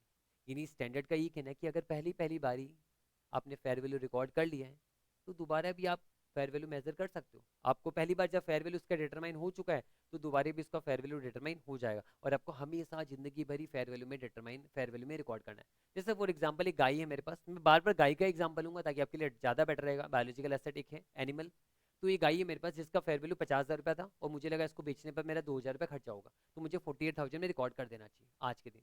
फिर एक साल बीत चुका, वापस से रिपोर्टिंग पीरियड आ गया, और एक साल के बाद मुझे पता चला ये जो गाय है मेरी ये 60,000 में बिक जाएगी, क्योंकि ज़्यादा हट्टी खट्टी तगड़ी हो गई है अब वो गाय, अब वो 50,000 की जगह 60,000 में बिक जाएगी, और मुझे पता चला खर्चा होगा इसको बेचने का 3,000 रुपया। तो मैं क्या करूंगा, 57,000 रुपीज़ में इसको मैं बेच डालूंगा। तो यहाँ पर इस तरीके से आप क्या करोगे, हमेशा उसको fair value minus cost to sell में ही मेजर करोगे। और ये प्रेजम्पशन है कि फेयर वैल्यू, जैसे मैंने बताया था कि बायोलॉजिकल एसेट्स का फेयर वैल्यू डिटरमाइन हमेशा हो ही जाता है। ठीक है, यहाँ पर तो एग्रीकल्चर प्रोड्यूस के बारे में बोला कि in all the cases an entity measures agriculture produce eight the point of harvest at its fair value less cost to sell. The standard reflects the view that the fair value of agriculture produce at that point of harvest can always be measured reliably. In standard ये प्रेजम्पशन लेता है कि standard ने बोला ठीक है, जो biological assets यानी लिविंग प्लांट्स एंड एनिमल्स, ध्यान रखना बायोलॉजिकल एसेट्स और एग्रीकल्चर प्रोड्यूस दोनों अलग अलग चीज़ें, मैं समझा रहा हूँ कैसे। एग्रीकल्चर प्रोड्यूस वो होता है जो कि बायोलॉजिकल एसेट से जनरेट होकर निकल के आता है। जैसे कि सबसे पहले बायोलॉजिकल एसेट में क्या था, लिविंग प्लांट्स और एनिमल्स। लिविंग प्लांट से जो आपको मैंगो, क्रैप्स वगैरह जो भी आपको मिलने वाला है वो एग्रीकल्चर प्रोड्यूस है, और एनिमल से भी जो आपको दूध वगैरह ये सब सारा चीज मिलने वाला है that is called agriculture produce. तो ये एग्रीकल्चर प्रोड्यूस के बारे में इन्होंने बोला, जब कभी भी आप एग्रीकल्चर प्रोड्यूस को हार्वेस्ट करोगे यानी कटाई करोगे आप, यानी जब आप अंगूर को तोड़ोगे, ग्रेप्स को तोड़ोगे, आम को तोड़ोगे, आप दूध निकालोगे, तो उस पॉइंट पे आप उसका फेयर वैल्यू हमेशा डिटरमाइन कर सकते हो। स्टैंडर्ड का ये कहना है, स्टैंडर्ड ये कहता है कि एग्रीकल्चर प्रोड्यूस का फेयर वैल्यू हमेशा डिटरमाइन करना पॉसिबल है, क्योंकि वो शॉर्ट पीरियड में बिक जाता है। क्योंकि आप अगर दूध निकालोगे तो दूध शॉर्ट टर्म पीरियड में बिकेगा, क्योंकि जनरली इसका टाइम पीरियड रहता है ना, ये खराब हो जाता है। अब आम, मैंगो, ग्रेप्स वगैरह जो भी आप इसका कटाई करोगे, या वीट वगैरह का खेती करोगे, कटाई करोगे, जब इसका क्रॉप्स का कटाई करोगे, तो ये कुछ ही पीरियड में बिक जाएगा आपका। तो जनरली इसका फेयर वैल्यू डिटरमाइन हो जाता है हमेशा ही। इसलिए स्टैंडर्ड कहता है कि यहाँ पर प्लीज ये मत कहना कि फेयर वैल्यू डिटरमाइन नहीं हो रहा है। आप हमेशा एग्रीकल्चर प्रोड्यूस में फेयर वैल्यू डिटरमाइन करना ही करना, और हमेशा एग्रीकल्चर प्रोड्यूस को फेयर वैल्यू में ही दिखाना। हाँ, जब बात आता है बायोलॉजिकल एसेट्स का, डेट इज प्लांट्स या फिर एनिमल्स का अगर बात आता है, और प्लांट्स और एनिमल्स में आपके लिए पॉसिबल नहीं हो पा रहा कि इसका fair value less cost to sell क्या होगा, तब आप कॉस्ट के साथ जा सकते हो, कोई प्रॉब्लम नहीं है। पर वो प्लांट्स और एनिमल से जो एग्रीकल्चर प्रोड्यूस निकल के आया है, वो एग्रीकल्चर प्रोड्यूस हमेशा हमेशा हमेशा fair value minus cost to sell में ही रिकॉर्ड होगा। कभी भी उस पर कॉस्ट वाला मेथड अप्लाई नहीं होगा, क्योंकि स्टैंडर्ड ये प्रेज्यूम करता है, ये अज्यूम करता है कि इसका फेयर वैल्यू निकालना हमेशा हमेशा पॉसिबल है। क्लियर? तो ये हमने समझा। तो हमने अभी बायोलॉजिकल एसेट्स के बारे में बात कर लिया। अब बात करेंगे एग्रीकल्चर प्रोड्यूस जो कि कटाई होता है, हार्वेस्ट होता है फ्रॉम एंटिटीज बायोलॉजिकल एसेट। यानी बायोलॉजिकल एसेट से जो एग्रीकल्चर प्रोड्यूस निकल के आता है, उसके बारे में बात किया जा रहा है। तो वो हमेशा मेजर होता है at its fair value less cost to sell at the point of harvest. यानी यहाँ पर एग्रीकल्चर प्रोड्यूस में no concept of cost method, यहाँ पर कॉस्ट मेथड का कोई कंसेप्ट ही नहीं। अब हमेशा एग्रीकल्चर प्रोड्यूस को fair value minus cost to sell में ही दिखाओगे। और बोला गया कि जो एग्रीकल्चर, जो fair value less cost to sell है, वो बायोलॉजिकल एसेट्स का ध्यान रखना। एग्रीकल्चर प्रोड्यूस ने बायोलॉजिकल एसेट्स का fair value less cost to sell can change due to both physical changes and price changes in the market. इससे related हम question भी करेंगे। मैं आपको समझा रहा हूँ कि ये क्या कहना चाहता है कि बायोलॉजिकल एसेट्स का फेयर वैल्यू चेंज हो सकता है फिजिकल चेंज की वजह से और प्राइस चेंज की वजह से। मैं समझा रहा हूँ क्या हो रहा है। जैसे कि मान लो एक गाय आपके पास, एक गाय आपके पास है जो 5 साल की है, आज 5 साल की है, ठीक है। और आज जो गाय 5 साल की, इस गाय का प्राइस है 5,000 रुपया। कितना है? 5,000 रुपया इसका प्राइस है। अब 2 साल के बाद वो गाय क्या 5 साल की रही कि 7 साल की हो गई? वो गाय तो 7 साल की है वो। तो 2 सालों में उसका फिजिकल चेंजेस हो गया होगा, वो ज्यादा हट्टी खट्टी हो गई होगी, मतलब एक होता है ना ज्यादा पावरफुल हो गई है। तो वहां पर वो गाय जो है उसका प्राइस शायद में भी ज्यादा मिल सकता है, प्राइस ज्यादा मिल सकता है। और है ना, जबकि वो हट्टी खट्टी हो गई तो वो ज्यादा दूध दे रही है, आगे जाके एग्रीकल्चर प्रोड्यूस ज्यादा हो रही है, यानी उसका फिजिकल चेंज की वजह से उसका प्राइस बढ़ सकता है। और मार्केट में क्या होता है, प्राइस भी बदलते रहता है, तो मार्केट में प्राइस चेंज होने की वजह से भी उसका प्राइस चेंज हो गया। यानी कहने का मतलब मुझे ये दिखा कि आज से 1 साल पहले 5 साल पुरानी गाय जिसकी एज है 5 साल, उसका गाय का प्राइस था 50,000 रुपया। और 1 साल के बाद जिस गाय का एज है 5 साल, उसका प्राइस है 55,000 रुपया। यानी अलग अलग टर्म में, अलग अलग टाइम पीरियड में अलग अलग प्राइस हुआ ना, तो प्राइस में भी चेंज होता है विथ टाइम। और फिजिकल चेंजेस होने की वजह से भी प्राइस चेंज होता है। इसलिए कहा गया कि बायोलॉजिकल एसेट का 2 तरीके से प्राइस चेंज होता है। एक तो मार्केट प्राइस में बदलाव जो आता है, प्राइस चेंजेस भी होता है, एंड दूसरा फिजिकल चेंजेस की वजह से भी उसका दाम ऊपर नीचे होता है। जैसे मान लो एक ट्रीज था, मैंगो का ट्रीज था, वो ज्यादा बड़ा नहीं था, छोटा ट्रीज था, तो वो कम आम देता था। और वो अगर उस ट्रीज को अगर मैं काट भी दूं, तो भी मुझे उससे जो बेचने पर प्राइस मिलेगा वो कम मिलेगा। पर बाद में जब वो हट्टा खट्टा ट्री हो जाएगा, तो उसको बेचने पर ट्री से भी मुझे ज्यादा मिलेगा, और वो मैंगोज भी मुझे ज्यादा उगा के देगा। तो उससे मुझे क्या पता चला कि कहीं ना कहीं अगर वो ट्रीज सेटिस्फाई करता है बायोलॉजिकल एसेट्स के, हालांकि वो ट्रीज बियर प्लांट ही है, पर मान लो अगर वो बायोलॉजिकल एसेट्स का डेफिनेशन को सेटिस्फाई करता है, तो वैसा सिचुएशन में वो ट्रीज जबकि हट्टा कट्टा हो गया, तो फिजिकल चेंजेस की वजह से भी उसका प्राइस बढ़ेगा, और विद टाइम्स प्राइस चेंज होता है, उसकी वजह से भी इसका प्राइस चेंज होगा। तो यहाँ पर मैं इससे पहले आगे बढ़ूं, मैं इसका एक क्वेश्चन कराना चाहता हूँ आपको। मैं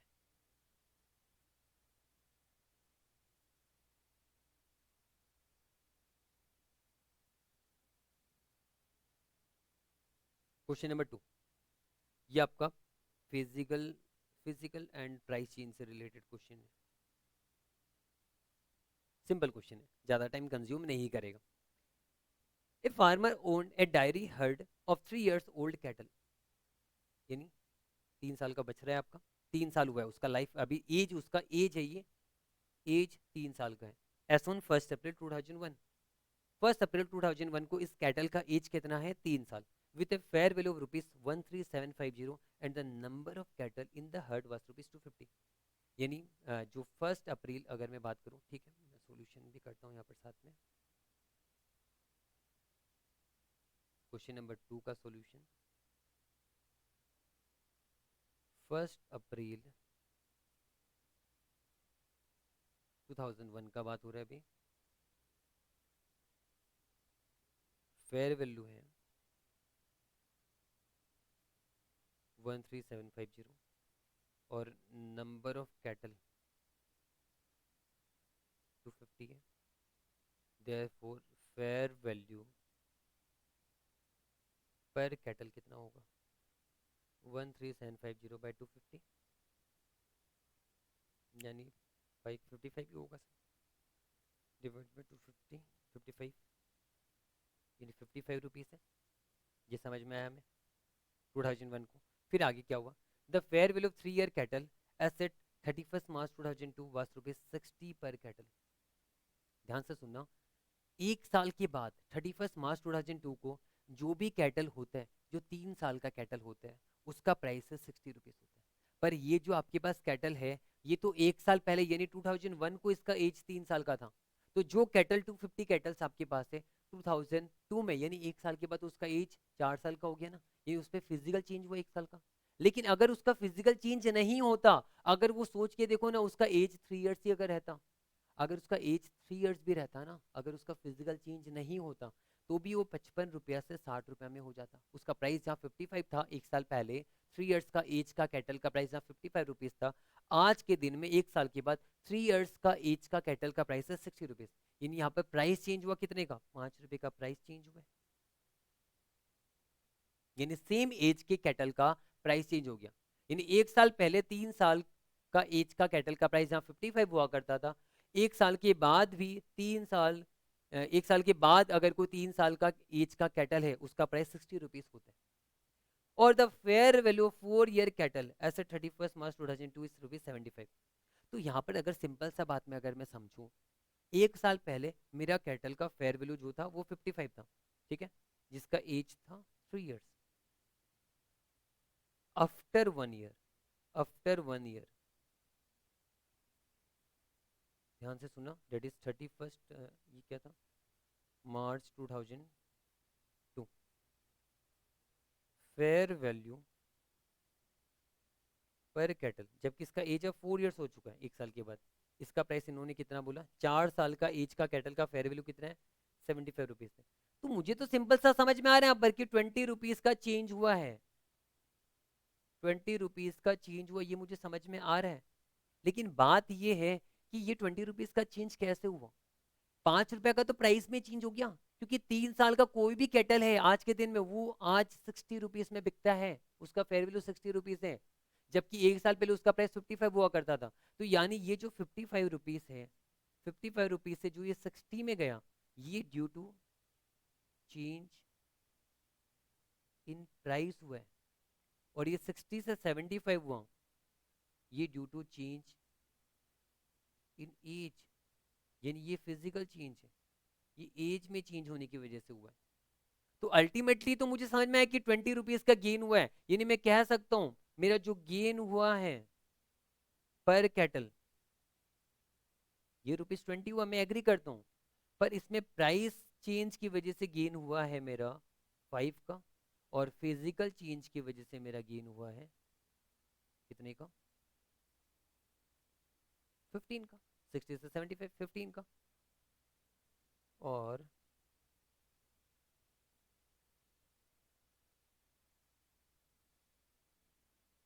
जबकि ये 250 कैटल है टोटल आपके पास, तो अल्टीमेटली 250 इंटू 5 कितना, 1250 का आपका गेन हुआ है प्राइस चेंज में। और आपका 250 इंटू 15, 3750 होगा सर,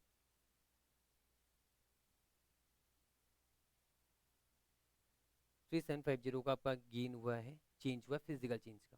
तो यहाँ पर हम इसको प्रेजेंट कैसे करेंगे, 31 मार्च 2002 फेयर वैल्यू था on 1 April 2001 13750 plus price change हुआ आपका कितना, 5 रुपए का प्राइस चेंज हुआ क्योंकि सेम एज में 5 रुपए चेंज हो रहा है, इंटू 250 1250 प्लस फिजिकल चेंज हुआ है 15 इंटू 250 यानी 3750, यानी ये टोटल हो जाएगा 18750 में मेजर होगा फेयर वैल्यू। और ये जो 5000 का है gain of ₹5000 will be credited to profit and loss. अब आप बोलोगे यार इतना मेहनत क्यों करा है, सीधा बोल देते ना कि 55 रुपीज़ का जो था, 55 रुपीज़ का फेयर वैल्यू था 1 साल पहले, और आज फेयर वैल्यू 75 हो गया है, यानी 20 रुपीज़ पर केटल का फायदा हुआ, तो 250 केटल में 5000 रुपये का फायदा हुआ। हम सीधा कह सकते थे, लेकिन आप क्वेश्चन में देखो, क्वेश्चन में इन्होंने बोला है आपको कि स्टेटिंग price and physical change separately, आपको बताना पड़ेगा ये, क्योंकि क्वेश्चन का रिक्वायरमेंट है। वो कहना चाहते हैं कि प्राइस चेंज की वजह से आपका कितना गेन हुआ है और आपका फिजिकल चेंज की वजह से कितना गेन हुआ। अगर आप ये नहीं बताओगे आपको मार्क्स, फुल मार्क्स नहीं मिलेगा आपको, इसलिए आपको सेपरेटली बताना पड़ेगा ये। क्वेश्चन नंबर 2 भी हमने फाइनली डन हो गया हमारा। नेक्स्ट अब हम इसके बाद हमने यहाँ तक पढ़ लिया था सारा चीज, ये भी हमने कवर किया। फिर एंटिटीज ऑफ एन एंटर, ये वाला पॉइंट इंपॉर्टेंट है, ध्यान देना। Entities of an enter into contracts to sell their biological assets और agriculture produce at a future date. The fair value of a biological assets और agriculture produce is not adjusted because of the existence of a contract. समझो क्या कहना चाहता है। मान लो वापस से मैं कहता हूँ कि मेरे पास एक कोई एक मेरे पास एक भैंस है, इस बार बड़ी सारी तगड़ी सी भैंस है मेरे पास, ठीक है। उस भैंस का फेयर वैल्यू जो है बफेलो, जो है बफेलो का फेयर वैल्यू है मान लो 80,000 रुपीज़, क्योंकि हट्टी खट्टी 80,000 रुपीज़ उसका फेयर वैल्यू है माइनस कॉस्ट ऑफ सेल, 80,000 में बिक जाएगी। मैंने क्या किया, मुझे इसको ज़्यादा दाम में दिखाना था। मैंने क्या किया, अपने एक दोस्त से बोला कि चल एक कॉन्ट्रैक्ट कर लेते, एक एग्रीमेंट कर लेते। तो बोला कि ठीक है, क्या चाहिए एग्रीमेंट कर, जबकि वो मेरा दोस्त है, वो मान गया। मैंने बोला एक एग्रीमेंट ऐसा करता हूँ जिसमें मैं कहूँगा कि आज से 2 महीने के बाद ये जो बफेलो है मेरे पास, जिसकी फेयर वैल्यू 80,000 है, मैं इस बफेलो को तुझे 1,20,000 रुपये में बेचूंगा। मैंने क्या किया, कॉन्ट्रैक्ट बना लिया यहाँ पर। और बाद में मैं क्या कहता हूँ पता है, मैं बाद में जब अकाउंट्स प्रिपेयर कर रहा हूँ, तो मैंने क्या किया पता है, उस बफेलो का प्राइस 1,20,000 दिखाया। क्यों? और मुझे पूछा गया यार 1,20,000 क्यों दिखाया आपने, जबकि इसका फेयर वैल्यू तो 80,000 है। मैं बोल रहा हूँ कि नहीं, मैंने ऑलरेडी कॉन्ट्रैक्ट कर लिया है एक जन के साथ में, आप ये पेपर्स देख सकते हो, मैंने कॉन्ट्रैक्ट कर लिया है, और इस कॉन्ट्रैक्ट के तहत मैं उसको 1,20,000 में बेच सकता हूँ। तो ये तो साफ साफ चोरी है। आपने क्या किया, जान मुझ के उसके साथ ऐसा कॉन्ट्रैक्ट बना लिया ताकि आप उस पीरियड में इसका प्रॉफिट ज्यादा आप दिखा सको, फेयर वैल्यू में ज्यादा मेजर कर सकते हो। तो इसलिए बहुत सारा ऐसा फेक कॉन्ट्रैक्ट्स बनता है, वो कॉन्ट्रैक्ट्स के तहत आप चाहो तो अपने वैल्यू को बढ़ा सकते हो, फेयर वैल्यू को। तो इसलिए ये सारा चीज नहीं चलेगा। स्टैंडर्ड ने साफ मना कर दिया, स्टैंडर्ड ने बोला कोई भी कॉन्ट्रैक्ट बना लो आप, वो कॉन्ट्रैक्ट के तहत जो भी वैल्यू डिटरमाइन हुआ है वो वैल्यू हम कंसिडर ही नहीं करेंगे, क्योंकि फेयर वैल्यू तुम वैसा देखते हैं जहाँ पर विलिंग बायर और विलिंग सेलर जो कि एकदम इंडिपेंडेंट पार्टिसिपेंट है, उन लोगों के बीच में जो ट्रांजेक्शन होगा, हुआ है जनरली ऐसा, वो फेयर वैल्यू हम डिसाइड करते हैं। अगर ऐसा हुआ तो हर कोई कॉन्ट्रैक्ट बनाएगा, उस कॉन्ट्रैक्ट में कोई वैल्यू लिखेगा, उस वैल्यू के हिसाब से अपना रिकॉर्ड कर देगा। इसलिए स्टैंडर्ड ने साफ मना कर दिया कि अगर आपने कोई भी कॉन्ट्रैक्ट में एंटर किया और आपने ऑलरेडी प्राइस वगैरह डिसाइड कर दिया, वो प्राइस को मान्यता दिया ही नहीं जाएगा। यानी फॉरवर्ड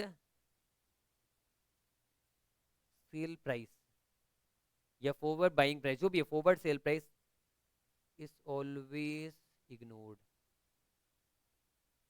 ठीक है, ये ध्यान रखना। कभी भी आप फॉरवर्ड सेल प्राइस को आप कंसिडर नहीं करोगे for the purpose of valuation of either agriculture produce और बायोलॉजिकल एसेट्स। ये हमने समझा। अब एक इंपॉर्टेंट नोट है, मैं जस्ट इस पैराग्राफ को मैं पढ़ूंगा नहीं, आप जस्ट रीड करके छोड़ देना, मैं आपको पूरा समझा दे रहा हूँ कि इस पैराग्राफ के अंदर लिखा हुआ क्या है, क्या कहना चाहता है। मान लो क्या है, मेरे पास एक बड़ा सारा लैंड है, अच्छा खासा 500 एकड़ का लैंड है मेरे पास, एग्जाम्पल ले रहा हूँ मैं। उस लैंड के अंदर बहुत सारा प्लांट्स है, एनिमल्स है, बायोलॉजिकल एसेट्स भर्ती पड़ा हुआ मेरा, ठीक है।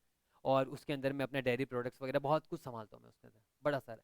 अब क्या प्रॉब्लम आया, प्रॉब्लम ये आया कि मैं उस सिर्फ अब लैंड जबकि बायोलॉजिकल एसेट नहीं है, तो लैंड तो इंड एस 41 में कवर नहीं होगा।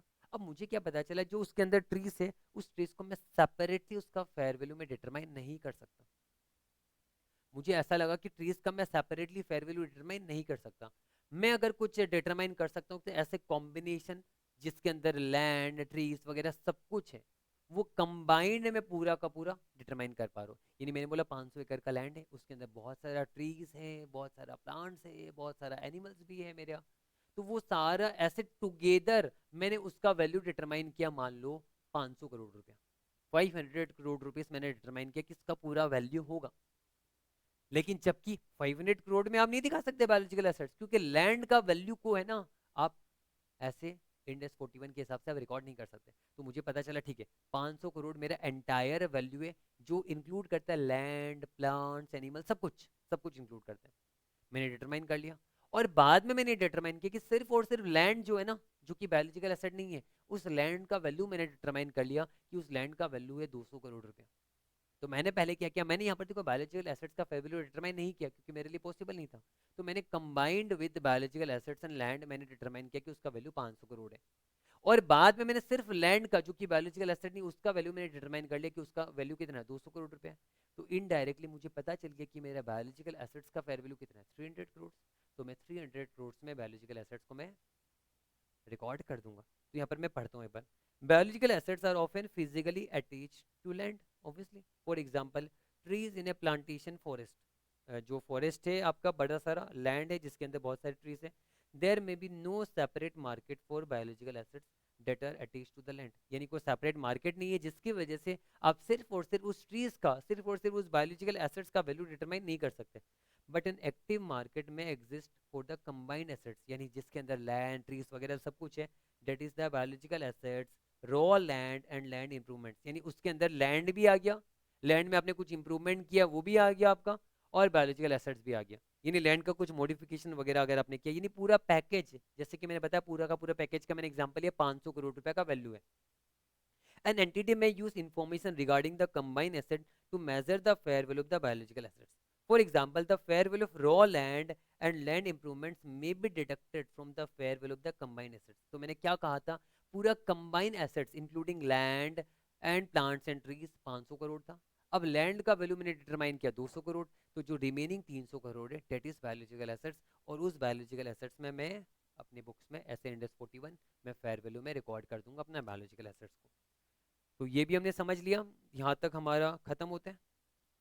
इसके बाद हमारा टॉपिक बचता है, छोटा सा टॉपिक है गेन्स एंड लॉसेस, एंड उसके बाद गवर्नमेंट ग्रांट्स है, वो भी छोटा सा है, ज़्यादा कुछ बड़ा नहीं। फिर डिस्क्लोजर तो जस्ट रीड करना है आपको, खुद ही सेल्फ करना है। फिर क्वेश्चन 2-3 क्वेश्चन हमें करना है, तो फिर खत्म हो जाएगा। यानी इंडेक्स 41 हमारा इतना ही है। हम एक छोटा सा ब्रेक लेते हैं, उसके बाद हम आगे बढ़ेंगे।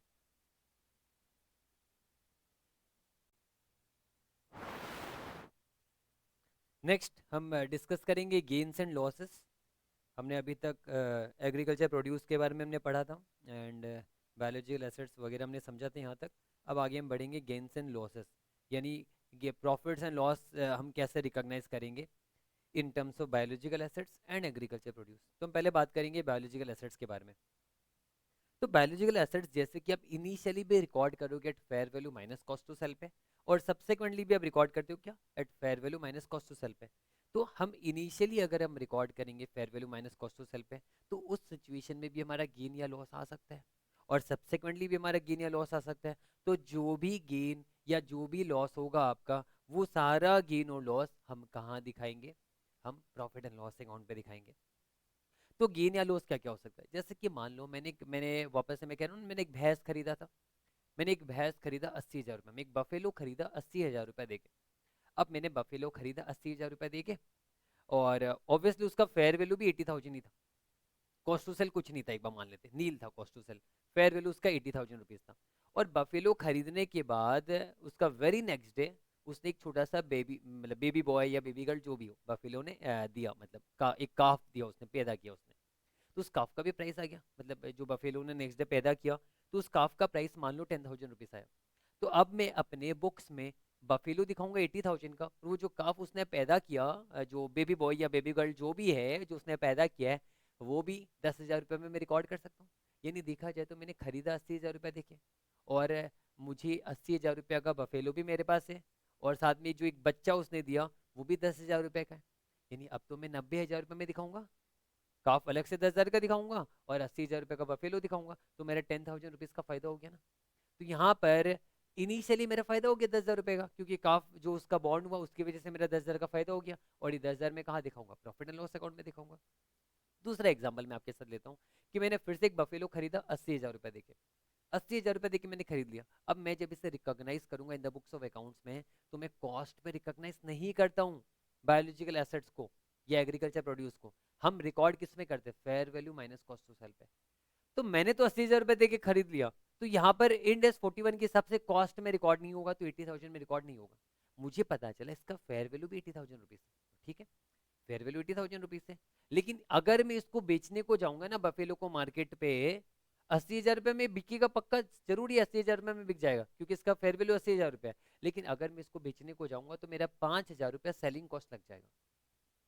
यानी अभी मैंने जस्ट खरीदा 80,000 रुपये दे के, 80,000 रुपीज दे के, और अगर मैं जस्ट बेचूंगा किसी को तो 80,000 में मैं बेच जरूर सकता हूँ, पर बेचने की वजह से मेरा एक कॉस्ट, सेलिंग कॉस्ट लग जाएगा। ब्रोकर के थ्रू बेचूंगा या फिर जो भी किसी मार्केट, एक्सवाइजेड मार्केट में जहां पर भी बेचूंगा मैं, मेरा 5,000 रुपये एक्स्ट्रा कॉस्ट लगेगा, मान लो फॉर एग्जाम्पल।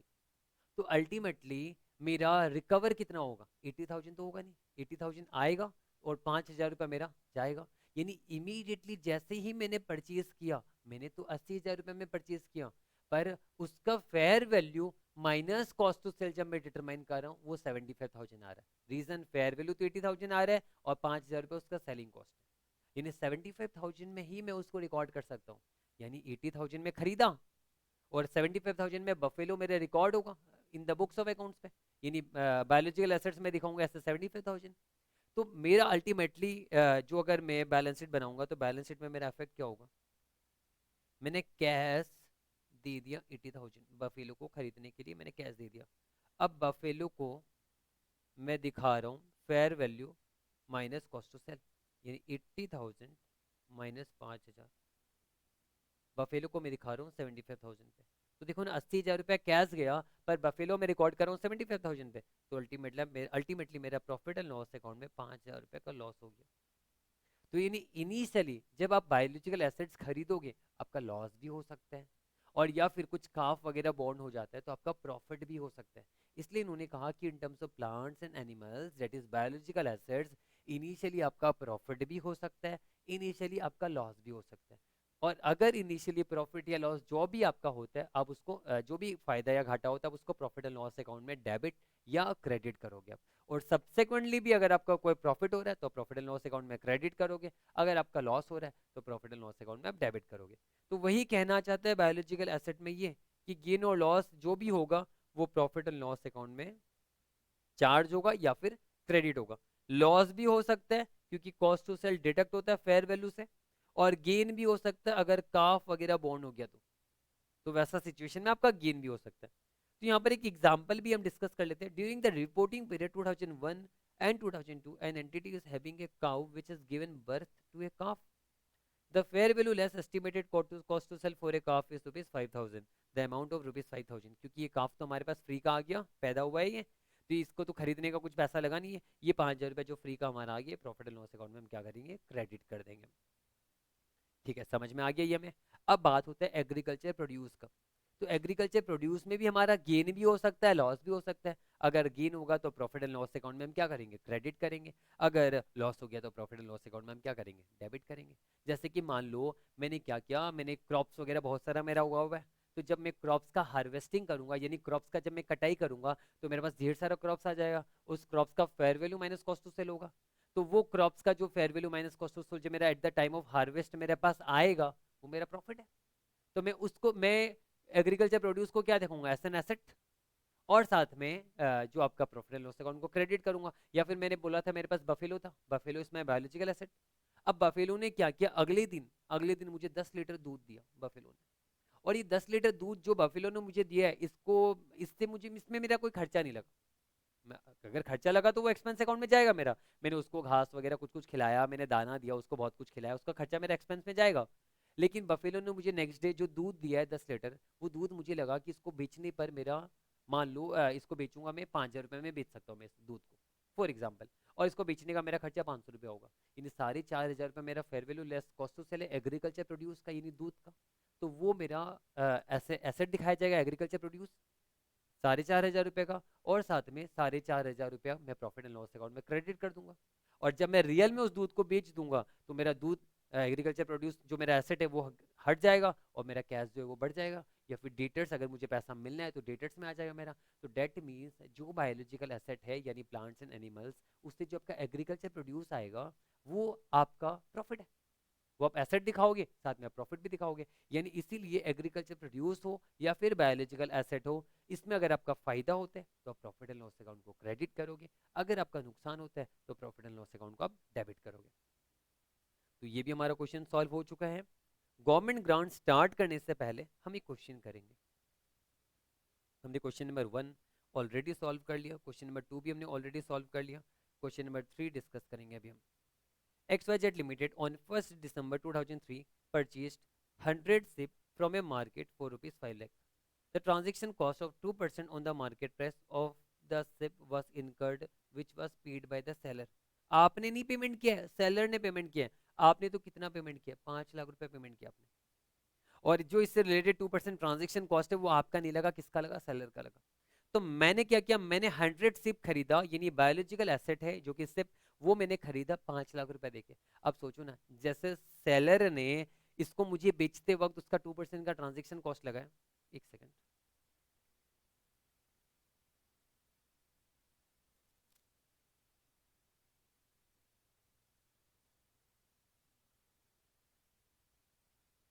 अब यहाँ पर अगर हम बात करेंगे सेलर का, जैसे 2% का ट्रांजेक्शन कॉस्ट लगा है, अगर यही सिप को मैं आज अगर बेचूंगा मार्केट में जाके, कितना में बिकेगा, ठीक है 5 लाख रुपए में जैसे मैंने खरीदा है वैसे मैं इसको 5 लाख रुपए में बेच भी सकता हूँ।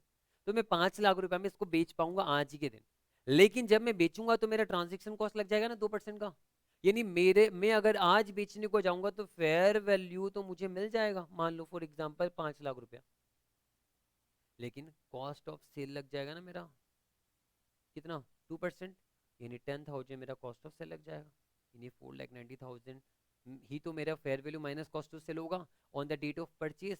यानी जिस दिन मैंने इनिशियली परचेज किया 100 सेप को, उसी दिन मैं मुझे पता चल रहा है मैं इसको बेच कितना में पाऊंगा, बेच पाऊंगा 5 लाख में, 10,000 रुपया मेरा खर्चा लग जाए, यानी मेरा रिकवरी होगा 4,90,000। तो मैं बायोलॉजिकल एसेट्स को अपने बुक्स में 5 लाख में नहीं दिखाऊंगा, मैं 4,90,000 पे दिखाऊंगा। तो इनिशियल जो मेरा बैलेंस शीट होगा क्वेश्चन नंबर 3 का, पहले मैं समझा रहा हूँ फिर मैं इसका सॉल्यूशन करूंगा। यहाँ पर इनिशियल बैलेंस शीट में आप दिखाओगे बायोलॉजिकल एसेट, किस पे दिखाओगे, fair value minus cost to sell. Fair value इसका मान लो 5 लाख रुपया, और 10,000 रुपया आप इसको बेचने को जाओगे तो आपका लग जाएगा, यानी 4,90,000 ही आपका बुक्स में रिकॉर्ड होगा ऐसे बायोलॉजिकल एसेट। लेकिन आपने पेमेंट तो कैश में कितना कर दिया, 5 लाख रुपए तो आपने पेमेंट किया है ना खरीदने के लिए, तो 10,000 रुपये का जो लॉस है वो मेरा प्रॉफिट एंड लॉस अकाउंट में क्या होगा, चार्ज हो जाएगा। ये मेरा इनिशियल रिकॉग्निशन है,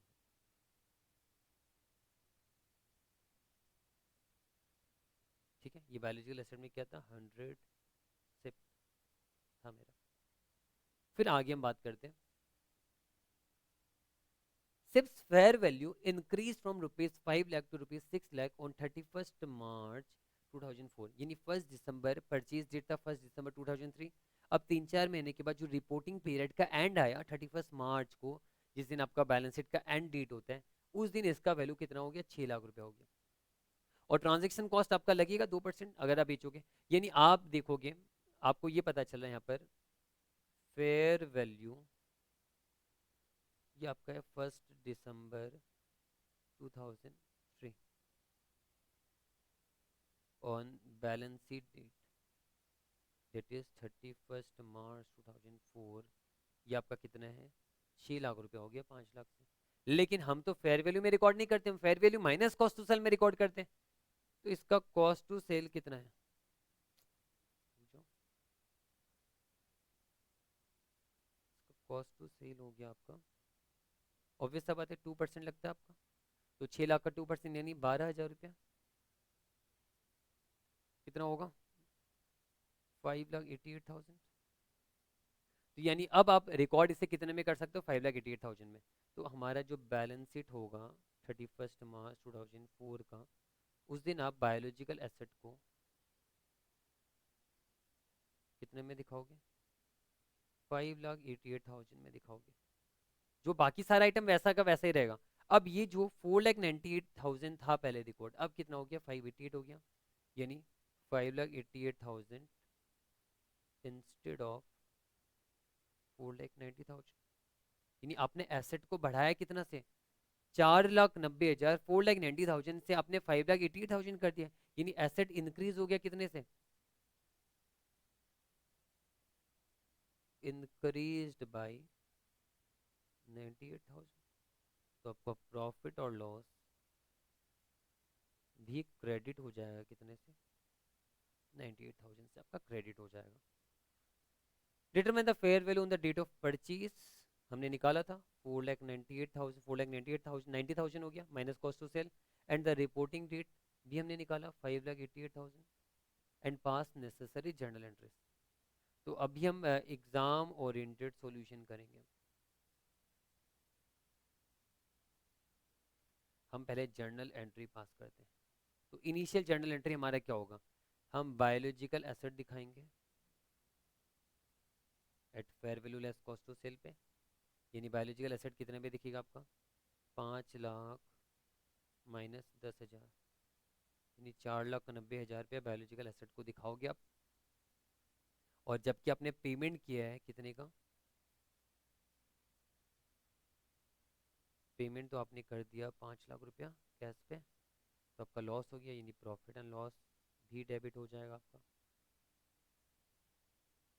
कितना? 10,000 रुपये का आपका प्रॉफिट एंड लॉस आपका डेबिट हो गया।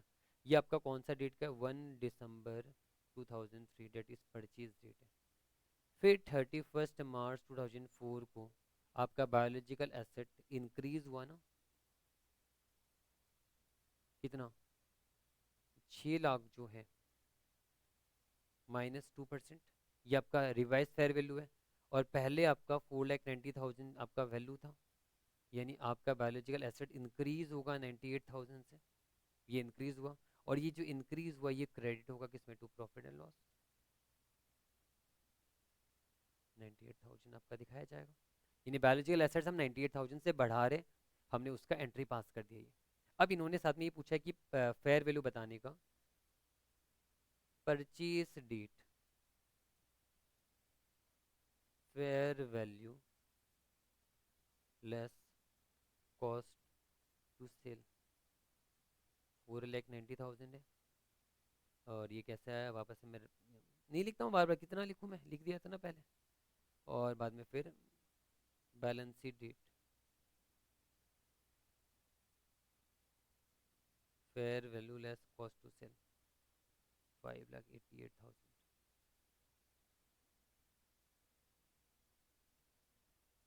यानी फाइनली क्वेश्चन हमारा सॉल्व हो चुका है। डन, यहाँ तक हमने कंप्लीट कर लिया। क्वेश्चन नंबर 4 हमारा बचा हुआ है, क्वेश्चन नंबर 5 बचा हुआ है। अब हम क्या करेंगे, ये क्वेश्चन करने से पहले एक लास्ट टॉपिक बचा हुआ है, फिर डिस्क्लोजर बचा हुआ है। ठीक है, डिस्क्लोजर मैं आपको नहीं पढ़ाऊंगा, डिस्क्लोजर आप जस्ट रीड करके छोड़ देना, इतना इंपॉर्टेंट नहीं है। हम आगे बात करेंगे गवर्नमेंट ग्रांट का। हालांकि हमने गवर्नमेंट ग्रांट के बारे में ऑलरेडी इंडेक्स 20 में पढ़ा था। और इंडेक्स 20 ने साफ साफ हमें ये कहा था कि अगर आपका कोई कंडीशन अटैच नहीं है, मतलब गवर्नमेंट ने आपको ग्रांट दिया और बोला कोई कंडीशन नहीं है, अगर कोई कंडीशन नहीं और गवर्नमेंट ने आपको ग्रांट दे दिया, या रीजनेबली सर्टेन हो गया, रीजनेबली क्या पूरा वर्चुअली सर्टेन है कि आपको मिलेगा ही, अब सब कुछ हो चुका है, फाइनल है, आपको रिसीव होना है बस पैसा। आपको उन्होंने सैंक्शन भी कर दिया, सब कुछ कर दिया, पैसा आएगा, मतलब श्योर हो गया। यानी अगर पूरा सर्टेन हो चुका कि पैसा आएगा, आपका रिसीवेबल होगा ही पैसा, ये सर्टेन हो चुका है, और कोई भी कंडीशन अटैच अगर नहीं है, तो हम सीधा का सीधा उसको प्रॉफिट एंड लॉस अकाउंट में दिखा देंगे, सीधा का सीधा हम डाल देंगे, कोई प्रॉब्लम नहीं है। लेकिन अगर गवर्नमेंट ने आपको ग्रांट दिया है, लेकिन साथ में कंडीशन भी रखा है कि हमारा कुछ कुछ कंडीशन है, उस कंडीशन को आपको सेटिस्फाई करना पड़ेगा। अगर आपने कंडीशन को सेटिस्फाई नहीं किया, तो गवर्नमेंट ने कहा कि हम जो ग्रांट आज आपको दी भी रहे ना, वो हम बाद में वापस से रिफंड ले लेंगे। तो यहाँ पर अगर गवर्नमेंट ने कोई कंडीशन रखा, और बोला कि ये कंडीशन अगर सेटिस्फाई नहीं होता है तो वैसा सिचुएशन में ग्रांट वापस से ले लिया जाएगा।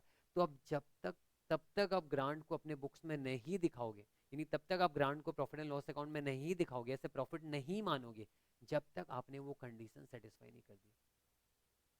ये आपको समझना है। तो वैसे ही यहाँ पर गवर्नमेंट ग्रांट के बारे में बात किया गया है कि जो बायोलॉजिकल एसेट है जो मेजर होता है at fair value less cost to sell में, उससे रिलेटेड अगर आपको ग्रांट मिलता है, और हाँ, उससे रिलेटेड अगर आपको ग्रांट मिलता है तो वहाँ पर क्या सिचुएशन होगा उसके बारे में हम बात करेंगे। तो बायोलॉजिकल एसेट्स में अगर आपको कोई भी ग्रांट मिलता है तो उसको आप कैसा रिकॉर्ड करोगे। हालांकि बियरर प्लांट का ग्रांट यहाँ पर कोई बात नहीं होगा, अगर बियरर प्लांट जबकि यहाँ पर एप्लीकेबल ही नहीं है, बियरर प्लांट इंडेक्स 16 में एप्लीकेबल है, तो उसका ग्रांट के बारे में भी बात इंडेक्स 20 करेगा, यहाँ पर बात नहीं किया जाएगा। तो यहाँ पर सिर्फ बात किया जाएगा बायोलॉजिकल एसेट्स के बारे में। तो अगर बायोलॉजिकल एसेट्स आपने मेजर किया fair value less cost to sell, मैंने बताया था कभी कभी बायोलॉजिकल एसेट्स को fair value less cost to sell में मेजर नहीं कर सकते, तो वैसा सिचुएशन में हमें बायोलॉजिकल एसेट्स को मेजर करना पड़ता है कॉस्ट। अगर कुछ सर्कमस्टेंसेस में ऐसा सिचुएशन आ गया जहाँ पर आप fair value minus cost to sell में रिकॉर्ड ही नहीं कर सकते, तब आप किस पे करते हो, कॉस्ट और minus depreciation minus impairment loss वगैरह करते थे, जो मैंने आपको डिस्कस किया था।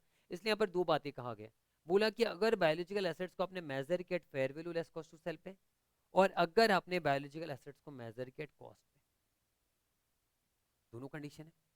तो यहाँ पर दोनों कंडीशन में अलग अलग बात बोला। सबसे पहले मैं आपको ये सिंपल वाला बात बता देता हूँ कि अगर आपने बायोलॉजिकल एसेट को आपने मेजर किया कॉस्ट पे, यानी देखा जाए तो अपने इंडेक्स 41 का तौहीन किया यहाँ पर, इंडेक्स 41 आपने लगाया है कहाँ, क्योंकि इंडेक्स 41 कहना क्या चाहता है, वो कहता है कि आप उस हर एसेट को, हर बायोलॉजिकल एसेट्स को fair value minus cost to sell में मेजर करो। पर आपने बोला नहीं, हम तो निकाल ही नहीं पा रहे बायोलॉजिकल, हम तो फेयर वैल्यू उसका डिटरमाइन ही नहीं कर पा रहे, तो आपने इसको कॉस्ट में मेजर किया, जबकि कॉस्ट में मेजरमेंट के बारे में तो इंडेक्स 41 जनरली बात नहीं करता है, जबकि आपके पास उपाय ही नहीं था, इसलिए आपने उसको कॉस्ट में मेजर किया। तो इसलिए कहा गया कि अगर आपने बायोलॉजिकल एसेट्स को कॉस्ट में मेजर किया है, क्योंकि आप फेयर वैल्यू डिटरमाइन नहीं कर पा रहे थे, और उस बायोलॉजिकल एसेट्स जिसको आपने कॉस्ट में मेजर किया, उस बायोलॉजिकल एसेट से रिलेटेड अगर गवर्नमेंट ने आपको कुछ ग्रांट दिया है, तो वो ग्रांट के बारे में इंडेक्स 41 बात नहीं करेगा, उस पर इंडेक्स 20 अप्लाई होगा। ये आपको समझना है, यानी अगर कॉस्ट में मेजर हो रहा है ना अगर, तो इंडेक्स 20 अप्लाई होगा, जो गवर्नमेंट ग्रांट के लिए स्पेसिफाइड स्टैंडर्ड है। लेकिन लेकिन अगर बायोलॉजिकल एसेट्स आपने fair value minus cost to sell में मेजर किया है, तो इस पे गवर्नमेंट ग्रांट इंडेक्स 41 अप्लाई होगा, जो कि कह रहा है आपसे कि आपको क्या करना है। उन्होंने कहा स्टैंडर्ड ने कि अगर अनकंडीशनल ग्रांट यानी कोई भी टर्म्स एंड कंडीशंस अटैच नहीं है तो क्या होगा, और अगर कंडीशनल ग्रांट यानी टर्म्स एंड कंडीशंस अटैच है तो क्या होगा। सबसे पहले बात करते हैं अनकंडीशनल ग्रांट, जहां पर कोई भी कंडीशन अटैच नहीं है, यानी जो एसेट्स आपने मेजर किया fair value less cost to sell में, और इस पर ये अनकंडीशनल गवर्नमेंट ग्रांट है, कोई कंडीशन अटैच नहीं है, तो जैसे ही आपको लगता है कि ग्रांट आपको कंफर्म है, मिलेगा ही मिलेगा, only when the government grants becomes receivable, आप कंफर्म हो गए, आपको पैसा मिलेगा ही, ग्रांट तो मिल गया या मिलेगा, या तो मिल गया, ये कंफर्म में मिलेगा, ऐसा नहीं मिल भी सकता है नहीं भी मिल सकता, नहीं नहीं चलेगा, या तो मिल गया या कंफर्म मिलेगा, तो ही आप प्रॉफिट एंड लॉस अकाउंट में क्या करोगे, रिकॉग्नाइज करोगे, इमीडिएटली रिकॉग्नाइज कर दो। क्यों, क्योंकि अनकंडीशनल ग्रांट है, कोई कंडीशन ही अटैच नहीं है। लेकिन अगर ग्रांट में कंडीशन है, तो वैसा सिचुएशन में आप प्रॉफिट एंड लॉस अकाउंट में तभी रिकॉग्नाइज करना जब आपने उससे रिलेटेड कंडीशन को सेटिस्फाई कर दिया हो। अगर आपने कंडीशन को सेटिस्फाई नहीं किया है तो आप in profit and loss account में नहीं दिखा सकते, यानी तब तक आप प्रॉफिट एंड लॉस अकाउंट में नहीं दिखा सकते जब तक आपने कंडीशन को सेटिस्फाई नहीं कर दिया। जैसे फॉर एग्जांपल गवर्नमेंट ने कहा कि आपका बहुत बड़ा ये जो आप कैटल का बिजनेस कर रहे हो, अच्छा बात है, आप बायोलॉजिकल एसेट्स यानी एग्रीकल्चर का काम कर रहे हो, गवर्नमेंट ने बोला कि 5 साल तक ये धंधा को बंद मत करना। अगर 5 साल तक तूने ये धंधा को बंद कर दिया, 5 साल के पहले पहले अगर तूने धंधा को बंद कर दिया ना बाई चांस, तो गवर्नमेंट ने बोला हम तेरे को जितना ग्रांट दे रहे हैं सारा का सारा पैसा हम तेरे से ले लेंगे। फॉर एग्जाम्पल गवर्नमेंट ने आपको 10 लाख रुपए दिया, और गवर्नमेंट ने कहा कि 5 साल तक ये अपना एग्रीकल्चर का बिजनेस को बंद मत करना। अगर 5 साल के अंदर तूने बंद कर दिया तो हम ये 10 लाख जो आप तूने मैं हमने जो आज आपको दिया है वो पूरा का पूरा 10 लाख हम आपसे ले लेंगे। तो आप 5 साल तक वेट करोगे, जब तक ये 5 साल कंप्लीट नहीं हो जाता है तब तक आप 10 लाख रुपए को प्रॉफिट एंड लॉस में रिकॉग्नाइज नहीं करोगे। रीजन, अगर 4 साल भी खत्म हो जाता है उसके बाद भी अगर अपने धंधा को बंद कर दिया तो आपसे पूरा का पूरा 10 लाख ले लिया जाएगा। इसलिए आपको वेट करना पड़ेगा पूरा का पूरा 5 साल। आप ऐसा भी नहीं कर सकते कि प्रोपोर्शनेटली आप 2 लाख रुपए दिखाओगे हर साल प्रॉफिट एंड लॉस अकाउंट में, नहीं। आपको पूरा 5 साल कंप्लीट होने के बाद ही आप प्रॉफिट एंड लॉस अकाउंट में 10 लाख रुपए दिखाओगे।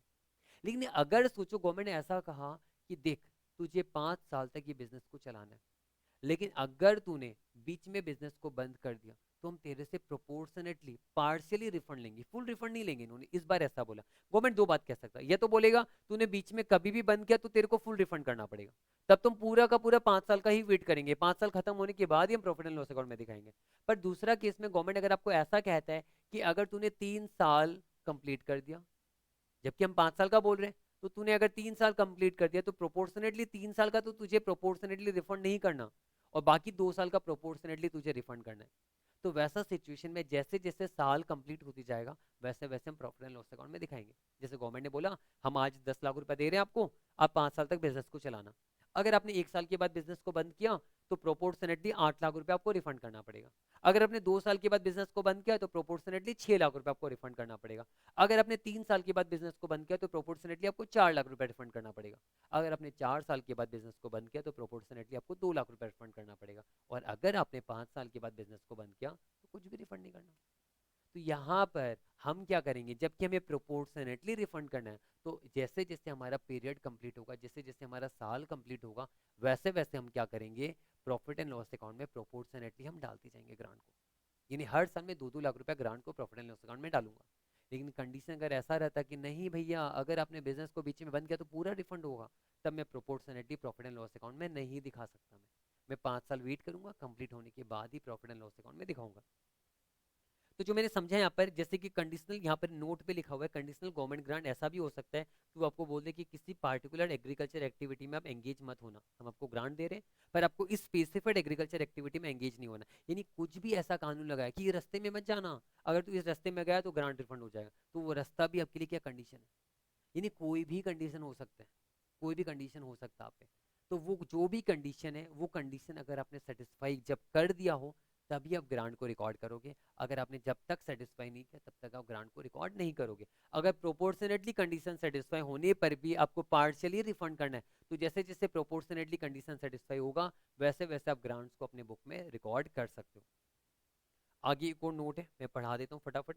Terms and condition of government grants vary. For example, a grant may require an entity to farm in a particular location for 5 years and require the entity to return the entire, ये entire word बहुत important है, entire grant if it farms for a period shorter than 5 years। इन्होंने बोला 5 साल तक farming करना है आपको, अगर आपने 5 साल के अंदर बिजनेस को बंद कर दिया तो पूरा एंटायर अमाउंट रिफंड करना पड़ेगा। तो ऐसा सिचुएशन में आप 5 साल कंप्लीट होने के बाद ही ग्रांट को प्रॉफिट एंड लॉस अकाउंट में इकट्ठा दिखाओगे, आप प्रोपोर्शनेटली नहीं चलेगा। In this case, the grant is not recognized in profit or loss until the 5 years have passed. पूरा का पूरा 5 साल जब तक कंप्लीट नहीं होता नहीं दिखा सकते। However, if the terms of the grant allow part of it to be retained according to the time elapsed, the entity recognizes that part in profit and loss at as time passes। जो कि मैंने बताया कि government अगर ऐसा बोला कि जैसे जैसे टाइम बीतेगा तो प्रोपोर्शनेटली तुझे रिफंड नहीं करना, तो वैसा सिचुएशन में हम प्रोपोर्शनेटली पीएल अकाउंट में दिखा सकते। तो जो मैंने एग्जांपल आपके साथ शेयर किया था वही एग्जाम्पल के बारे में यहाँ पर बात किया गया। आगे एक और एग्जाम्पल है, Sun limited cultivated a huge plot of land, the government offers a grant of ₹10 crore under the condition that the land is being cultivated for 5 years, ये years है, for 5 years। if the land will be cultivated for a shorter period, the entity is required to return the entire grant। तो यहाँ पर entire grant आपको return करना पड़ेगा। अगर आपने 5 साल तक लैंड का कल्टीवेशन अगर आपने नहीं किया तो आप 5 साल पूरा वेट करोगे। Therefore, the government grant will be recognized as income only after 5 years of cultivation। The situation would be different if the returning obligation referred to the years of not cultivating the land is with respect to retention of grant for the period till which the entity has cultivated the land। यानी वही same बात बोल रही है कि अगर government ने ऐसा बोला होता कि नहीं तुझे एंटायर ग्रांट रिफंड नहीं करना, अगर तूने 2 साल तक कल्टीवेशन किया तो प्रोपोर्शनेटली 2 साल का तेरा रिटेन तू कर सकता है, बाकी तुझे रिफंड करना पड़ेगा। तो वैसा सिचुएशन में तो प्रोपोर्शनेटली हम पीएल अकाउंट में दिखा सकते हैं, लेकिन अगर एंटायर ग्रांट वो रिफंड मिलेगा तब आप पूरा कंडीशन सेटिस्फाई होने के बाद ही आप बुक्स में रिकॉर्ड करोगे। ठीक है, तो वो डिपेंड करता है गवर्नमेंट किस टाइप का कंडीशन आप पे अप्लाई करता है, उसके अकॉर्डिंगली आप ग्रांट को अपने बुक्स में दिखाओगे। तो बायोलॉजिकल एसेट जो मेजर एट कॉस्ट है उसके बारे में तो मैंने बताई दिया, इंडेक्स 20 अप्लाई होता है और इंडेक्स 20 भी यही बात करता है। तो यहाँ पर इंडेक्स 20 अप्लाई होता है। आगे बात होता है डिस्क्लोजर का। ये डिस्क्लोजर मैं आपको नहीं पढ़ाने वाला, ये कोई काम का नहीं है, जस्ट रीड मैंने रखा है, अदरवाइज ये इतना नेसेसरी नहीं है। बोल रहे हैं कि जैसे हम लोगों ने इंडेक्स 16 में हमने पढ़ा था कि जो सेम एज के सेम लाइफ का कंपोनेंट को हम क्या करते हैं, इकट्ठा करके ग्रुपिंग करके हम उस पर डेप्रिसिएशन वगैरह लगाते हैं। ऐसे इन्होंने बोला कि अगर जो सेम एट्रीब्यूट्स यानी जिसका सेम फीचर है, आप उसको ग्रुपिंग कर सकते हो यहाँ पर आप, और उसको ग्रुपिंग करके आप उसका फेयर वैल्यू मेजर कर सकते हो। तो वैसे ही इन्होंने बात बोला, तो इतना ज़्यादा इंपॉर्टेंट नहीं है फॉर एग्जाम पर्पस, आप जस्ट रीड करके छोड़ोगे आपको समझ में आ जाएगा। क्वेश्चन नंबर 1 हमने कर लिया, 2 कर लिया हमने, क्वेश्चन नंबर 3 भी कर लिया। अब हम नेक्स्ट करेंगे question number 4। Question number 4 start करते हैं। Mool limited prepares financial statement to 31st March every year. Each year 31st March को अपना फाइनेंशियल स्टेटमेंट प्रिपेयर करते हैं। On 1st April 2001 the company carried out the following transaction. Purchased a land for ₹50 lakh. तो ध्यान रहे, land में index 41 नहीं लगता है, इस पे लगे इंड ईयर्स 16। ठीक है, यहाँ पर fair value minus cost to sell पे ये मेजर नहीं होगा क्योंकि ये बायोलॉजिकल एसेट नहीं है। Next, purchase 200 dairy cows. आपने 200 डेयरी काउस खरीदा है, ऑब्वियसली ये बायोलॉजिकल एसेट है। एवरेज एज एट 1 अप्रैल 2001, यानी 2001 का ही तो ये सारा ट्रांजेक्शन है, और इस दिन का इसका एज जो एवरेज है वो 2 ईयर्स का एज है। आपने 10 लाख रुपीस में 200 काउस खरीदा है। ऐसा नहीं कि एक काउ 10 लाख में खरीदा, पूरा एंटायर 200 डेयरी काउस को आपने 10 लाख रुपीस में खरीदा। Received A grant of ₹1 million. 1 million यानी 10 लाख रुपीस, 10 लाख रुपीस का ग्रांट मिला towards the acquisition of the cows, यानी 10 लाख रुपए में खरीदा, 10 लाख आपको ग्रांट मिल गया। This grant was non refundable, तो that means no condition attach. तो कंडीशन अगर कुछ भी नहीं है तो हम क्या कर सकते हैं, जिस पीरियड में आपको ग्रांट मिला है उसी पीरियड में आप उसको प्रॉफिट एंड लॉस अकाउंट में दिखा दोगे, रीजन कोई कंडीशन ही नहीं है, तो अनकंडीशनल ग्रांट है ये, इसलिए हम इसको प्रॉफिट एंड लॉस अकाउंट में इमीडिएटली उसी पीरियड में हम पूरा का पूरा दिखा देंगे फॉर द ईयर एंडिंग। लेकिन ध्यान रहे, अगर एग्जाम में क्वेश्चन ऐसा आ जाए कि ये रिफंडेबल है, अगर कंडीशन सेटिस्फाई नहीं किया 5 साल का कंडीशन वगैरह, तो अब इसको प्रॉफिट एंड लॉस अकाउंट में नहीं दिखाओगे आप। फिर आगे, for the year ending 31st March 2002 the company has incurred following cost. ₹6 lakh to maintain the condition of the animals, food and protection, ये आपका खर्चा लग गया, एनिमल्स का मेंटेनेंस वगैरह का खर्चा लग गया। ₹4 lakh as breeding fee to a local farmer. Breeding fee का मतलब होता है कि वही जो प्रोसेस होता है जिसके थ्रू बच्चे वगैरह पैदा कराया जाता है जानवरों से, आप समझ गए होंगे मैं क्या कहना चाहता हूँ। तो यहाँ पर 4 लाख रुपीज़ का आपका खर्चा है, और 6 लाख रुपीज़ का आपका, ये टोटल आपका यानी दोनों मिला के आपका 10 लाख रुपीज़ का खर्चा हो रहा है, ये एक्सपेंसेस आपका दोनों मिला के। On 1 October 2001 100 calves were born। वही मेहनत रंग लाया, ब्रीडिंग कराया, तो 100 calves आपका अभी बॉर्न हो चुका है। There were no other changes in the number of animals during the year ended 31st March 2002. As of 31st March 2002, Moon Limited had 3,000 liters of unsold milk in inventory. The milk was sold shortly after the year end at market price, यानी year end तक तो ये sold नहीं हुआ है 300 liters of milk आपका। Information regarding fair values वगैरह दिया हुआ है। Prepare extract from the balance sheet and statement of profit and loss account that would be reflected in the financial statement of the entity for the year ended 31st March 2002। ठीक है, simple question है। यहाँ पर हम पहले profit and loss statement बनाएंगे।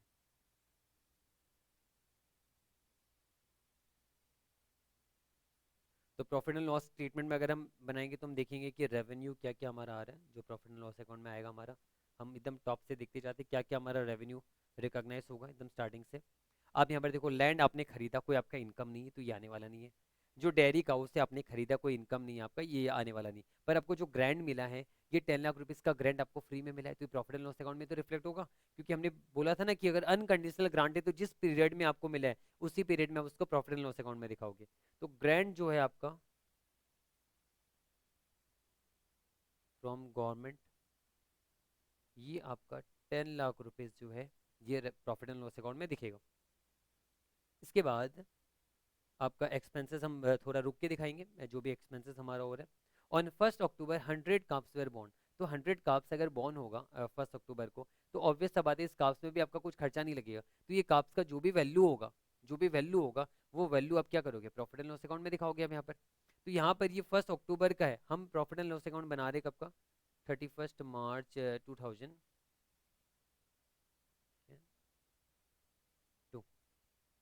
31st March 2002। तो यहाँ पर जैसे देखो 1 अक्टूबर को काप्स पैदा हुआ, 100 काप्स पैदा हुआ, उसी दिन हमारा कितना प्रॉफिट हो गया हम ये देखेंगे। तो 1 अक्टूबर को जो काप्स पैदा हुआ है, तो न्यू बॉर्न काप्स जो 1 अक्टूबर को आपका पैदा हुआ, इसका वैल्यू कितना है 1 अक्टूबर का, ये वाला देखेंगे 1100, यानी 1 अक्टूबर को आपका जो काफ पैदा हुआ है न्यूली बॉर्न, उसका पैदा होने के साथ साथ उसका fair value less cost to sell है 1100 पर काफ। तो यहाँ पर हम प्रॉफिट फ्रॉम काफ्स बर्थ, कितना काफ्स पैदा हुआ था 100 ना, 100 × 1100, काम करते हैं इसको पूरा 10 लाख ऐसे दिखाते हैं।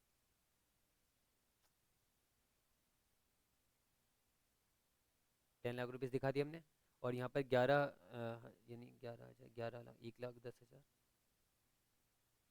1,10,000 का हमारा प्रॉफिट फ्रॉम काफ्स बर्थ हुआ। कब का, ये अक्टूबर का है, ध्यान रहे ये अक्टूबर तक का है। अब क्या हुआ, जो अभी तो हम प्रॉफिट एंड लॉस अकाउंट कब का बना रहे, 31 मार्च 2002 तक का बना रहे। तो अब ये जो है 1 अक्टूबर को अपने काप्स का आपका बॉन्ड हुआ, अब 31 मार्च तक, तो ये 6 महीने का हो जाएगा काप। अब कहाँ रहा, 6 महीना पुराना हो जाएगा ना 31 अक्टूबर तक। तो 6 महीने में इसका फिजिकल चेंजेस वगैरह होगा, प्राइस चेंजेस भी होगा, तो इसका वैल्यू अलग हो जाएगा। तो अब देख सकते हो जो 6 महीने का काफ है, 6 महीने का काफ कब रहेगा 31 मार्च को, 31 मार्च 2002 तक का तो बना रहे हम।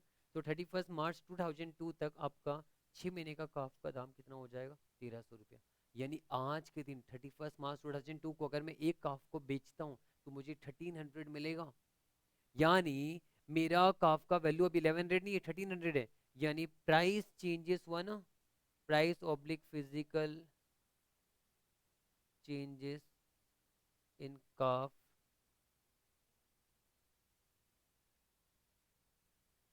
कितना हुआ 1,300 हो गया, जो कि 1,100 था आपका, पहले 1,100 तक का आपने रिकॉर्ड कर रखा था ना, 1,300 हो गया आपका इंटू 100 का, तो 200, यानी कितना हो रहा है ये 220,000 का और फायदा हो गया हमारा।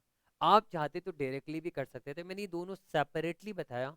आप एग्जाम में चाहो तो डायरेक्टली कर सकते हो, आप बोलोगे 31 मार्च 2002 का डेट में, 31 मार्च 2002 के डेट में अब वो काफ न्यूली बॉर्न नहीं रहेगा, वो 6 महीने का हो चुका रहेगा। तो 6 महीने का काफ का दाम कितना 1,300, तो अब सीधा 1,300 इंटू 100 यानी 1,30,000, जो कि दोनों का वैल्यू होता है 1,30,000। आप डायरेक्टली भी दिखा सकते हो, चलेगा, कोई प्रॉब्लम नहीं है। ठीक है, तो हमने यहाँ पर काफ का भी वैल्यू दिखा दिया हमने, और इसके अलावा कुछ चेंजेस नहीं है। तो अब यहाँ पर हम देखेंगे, हाँ, आपने जो डेयरी काउस खरीदा, 200 डेयरी काउस खरीदा, कितना रुपया देके 10 लाख रुपया देके आपने डेयरी काउस खरीदा 1 अप्रैल को, जो कि 2 साल का पुराना था। अब 31 मार्च 2002 को अब ये जो काऊ है ये 2 साल का नहीं रहेगा, अभी 3 साल का हो जाएगा, क्योंकि 1 अप्रैल 2001 को ये काऊ 2 साल का था। अब 31 मार्च 2002 को तो ये काऊ 3 साल का हो जाएगा, और 3 साल का अगर ये काऊ हो जाएगा तो इस काऊ का प्राइस दिया हुआ होगा ना यहाँ पर, 3 साल का हमें देखना है, यहाँ पर 2 ईयर्स का नहीं देखना, हमें ये देखना है 3 ईयर ओल्ड काऊ। कब का 31 मार्च 2002 को, यानी 5,500 इनका दाम हो चुका है, 5,500 इनका दाम हो चुका है ना एक काऊ का। तो 5,500 एक काऊ का दाम हो चुका है, आपके पास कितना काऊ है 200 काऊ है, इंटू 200, यानी काऊ का प्राइस कितना हो गया 11 लाख। यानी देखो ना, 10 लाख में आपने काऊ खरीदा था बिगिनिंग में, जिसका आज का market price fair value less cost to sell हो चुका 11 लाख। यानी fair value changes in cow, ये भी तो आपका प्रॉफिट एंड लॉस अकाउंट में जाता है, जो भी फेयर वैल्यू चेंजेस होते हैं। कितना 10 लाख से 11 लाख हो गया, यानी 1 लाख रुपए का फायदा हो गया। 11 लाख माइनस 10 लाख, 1 लाख का हमारा काऊ का फेयर वैल्यू चेंज में फायदा हुआ। वापस से मैं रिपीट कर दे रहा हूँ, हमने अभी तक क्या क्या पढ़ा। हमने देखा कि लैंड हमने खरीदा, ये प्रॉफिट एंड लॉस में ऐसे भी नहीं आने वाला। आपने जो काऊ खरीदा 1 अप्रैल को, अब 31 मार्च को उसका फेयर वैल्यू क्या है, fair value minus cost to sell की हमने पता किया 11 लाख रुपए, 1 लाख रुपए का हमारा फायदा हो गया। ग्रैंड में हमें 10 लाख रुपया मिला, ये भी हमारा प्रॉफिट एंड लॉस अकाउंट में जाएगा क्योंकि कोई कंडीशन नहीं है, फायदा हो गया।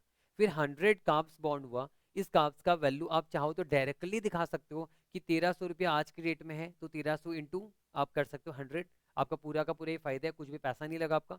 या फिर आप सेपरेटली आप दिखा सकते हो, तो आपका मर्जी, आप एक में दिखाओ या सेपरेटली दिखाओ, दोनों करेक्ट रहेगा आपका।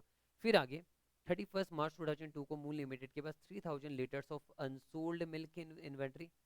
तो ये जो मिल्क है आपके पास, इस मिल्क का पर लीटर प्राइस क्या 31 मार्च को 24, तो 24 इंटू कितना 3000 लीटर, 2460 72,000, यानी 72,000 का वैल्यू हो गया। तो मिल्क में भी आपका फायदा हुआ। तो मिल्क जो आपको एग्रीकल्चर प्रोड्यूस मिला, ये आपका एग्रीकल्चर प्रोड्यूस है, कह सकते हो मिल्क। तो ये आपका एग्रीकल्चर प्रोड्यूस जो मिल्क है, ये मिल्क में भी आपका फायदा हुआ, 72,000 का मिल्क आपको मिला। तो ये सारा मेरा फायदा है। तो मैं देखता हूँ मेरा फायदा कितना हुआ अभी तक, रेवेन्यू कितना आया। ग्रांट से 10 लाख रुपया आ गया,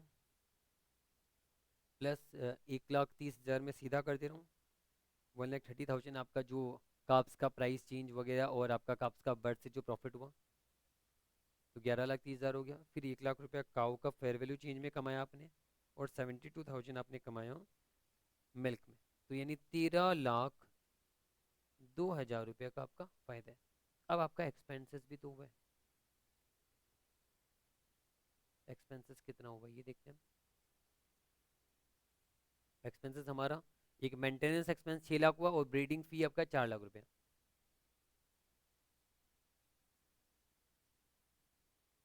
मेंटेनेंस का 6 लाख रुपया खर्चा हुआ, और ब्रीडिंग का खर्चा हो गया आपका 4 लाख रुपये। यानी टोटल फायदा नेट पे हुआ प्रॉफिट 3,02,000, ये हमारा नेट प्रॉफिट हुआ, 3,02,000 का हमारा नेट प्रॉफिट हो गया। तो ये हमारा नेट प्रॉफिट आ चुका है। अब आगे हम बनाएंगे क्या, बैलेंस शीट भी हमें बनाने को बोला था, 31 मार्च 2002 को बैलेंस शीट बनाएंगे। तो बैलेंस शीट में हम क्या दिखाएंगे, ऑब्वियस सा बात है, लैंड दिखाएंगे हम। लैंड कितने का दिखेगा, land fair value less cost to sell में नहीं दिखता है। लैंड हमेशा आपका कॉस्ट, अगर कॉस्ट मॉडल फॉलो करे तो कॉस्ट में दिखेगा आपका लैंड। लैंड रिवॉल्यूशन हम ये एज्यूम करें कि हम कॉस्ट मॉडल फॉलो कर रहे हैं, तो कॉस्ट मॉडल अगर हम फॉलो करेंगे, जबकि इंडिया 16 कहता है ना इधर कॉस्ट मॉडल फॉलो करो या रिवॉल्यूशन मॉडल फॉलो करो, तो इंडिया 16 के हिसाब से हम कॉस्ट मॉडल फॉलो कर रहे हैं। लैंड आपका 50 लाख रुपए में हम दिखाएंगे, जबकि लैंड में कोई डेप्रिसिएशन होता नहीं है, क्योंकि लैंड नॉन डेप्रिसिएबल एसेट होता है जनरली। तो लैंड का कोई डेप्रिसिएशन होगा नहीं, तो लैंड का वैल्यू 50 लाख ही दिखेगा फ्यूचर डेट में भी, 1 साल के बाद भी। तो लैंड का वैल्यू हम कितना दिखाएंगे, 50 लाख लैंड। अब जो काउस है, काउस का भी वैल्यू दिखेगा हमारा। काउस जबकि 10 लाख रुपए में खरीदा था आपने, लेकिन इसका वैल्यू 1 लाख से बढ़ गया ना आपका, जो आपने प्रॉफिट में दिखाया था, तो काउस का वैल्यू अब 11 लाख का है। तो 11 लाख का हम काउस का वैल्यू दिखाएंगे। अब काब्स भी याद है, काब्स जो था ना आपका, काब्स का वैल्यू अब 1,30,000 का हो चुका है, क्योंकि 1,300 रुपये में बिकते हैं आज के दिन, 1,300 इंटू 100 है ना, तो कितना हो गया 1,30,000, जो कि हमारा फायदा यहाँ पर भी दिख रहा होगा आपको, 1,30,000 जो है, सॉरी ये नहीं है, ये और ये है ना 1,30,000।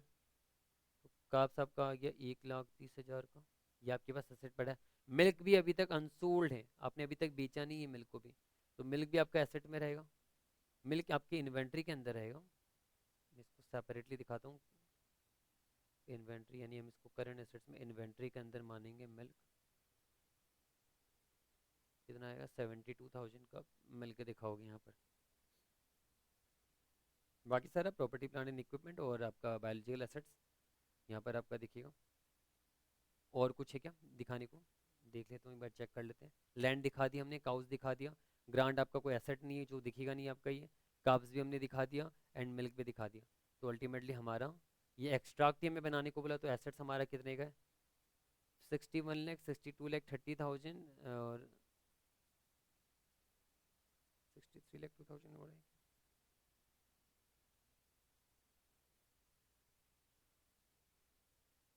63 लाख 2,000 का आपका एसेट हो गया। तो इस तरीके से हमने प्रॉफिट एंड लॉस स्टेटमेंट भी बनाया और हमने बैलेंस शीट भी बनाया। वापस से फाइनल एकदम सिंपल क्वेश्चन है, जबकि ये सबसे बड़ा क्वेश्चन है और सिंपल क्वेश्चन है। मैं फटाफट आपको फिर से रिपीट कर देता हूँ क्वेश्चन हमने क्या किया। हमने यहाँ पर हमने प्रॉफिट एंड लॉस अकाउंट बनाया, तो हमने यहाँ पर जो जो प्रॉफिट एंड लॉस में आने वाला है वो सारा दिखा दिया हमने। हमने क्या क्या दिखाया, ग्रांट प्रॉफिट एंड लॉस में जाएगा, कंडीशन अटैच नहीं, पूरा 10 लाख का ग्रांट हमने प्रॉफिट में दिखाया। काउस का जो फेयर वैल्यू चेंज हुआ 10 लाख का था जब खरीदा, लेकिन बाद में काउस का वैल्यू, एक काउस का वैल्यू हो गया आपका 5500, यानी 11 लाख का काउस का वैल्यू हो गया, तो 1 लाख रुपए आपने कमा लिया, प्रॉफिट एंड लॉस में 1 लाख चला गया आपका। काउस हमने दिखा दिया 1 लाख का। उसके बाद काप्स नया बॉन्ड हुआ और 1 अक्टूबर को बॉन्ड हुआ, लेकिन 31 मार्च तक उसका लाइफ एज उसका 6 महीने का हो चुका है। तो 6 महीने का काप्स जो है, 6 मंथ ओल्ड काप्स जो है, वो बैलेंस शीट डेट पे 1300 में बिकते हैं। तो 1300 इंटू 100 काप्स यानी 1,30,000 आप सीधा प्रॉफिट में दिखा सकते हो, पर मैंने सेपरेटली दो अलग अलग दिखाया मैंने। आप 1,30,000 सीधा दिखा सकते हो, ये हमारा प्रॉफिट है। और मिल्क आपके पास अनसोल्ड है, जो कि मिल्क आपके पास पड़ा हो 3000 लीटर्स, और आज के बैलेंस शीट डेट में इसका वैल्यू है, प्राइस पर लीटर है 24, तो हमने 72,000 का मिल्क भी दिखा दिया। तो ऐसे करते हुए हमारा प्रॉफिट हुआ 13,02,000 का, जबकि खर्चा हमारा मेंटेनेंस एंड ब्रीडिंग का हुआ 10 लाख का, तो 3,02,000 का हमारा प्रॉफिट हुआ। फिर आगे अगर हम बैलेंस शीट का बात करें, लैंड एज पर इंडिया 16 हमारा 50 लाख का दिखाया जाएगा एट कॉस्ट। काउस को हम fair value less cost to sell में मेजर करें, डेट इज 11 लाख में दिखाएंगे। काप्स भी हम fair value less cost to sell में मेजर करें, तो बैलेंस शीट डेट पे हमारा जो वैल्यू उसमें हमने दिखा दिया 1,30,000।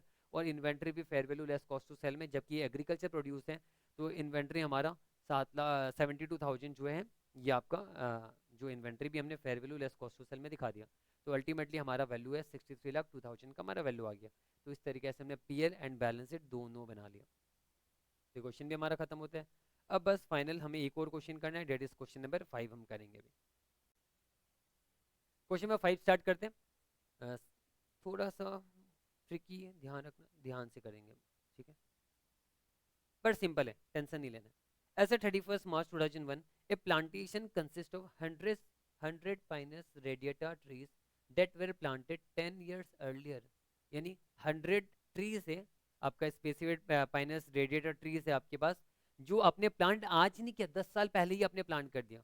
The tree takes 30 years to mature, इसको मैच्योर होने में 30 years लग जाता है टोटल।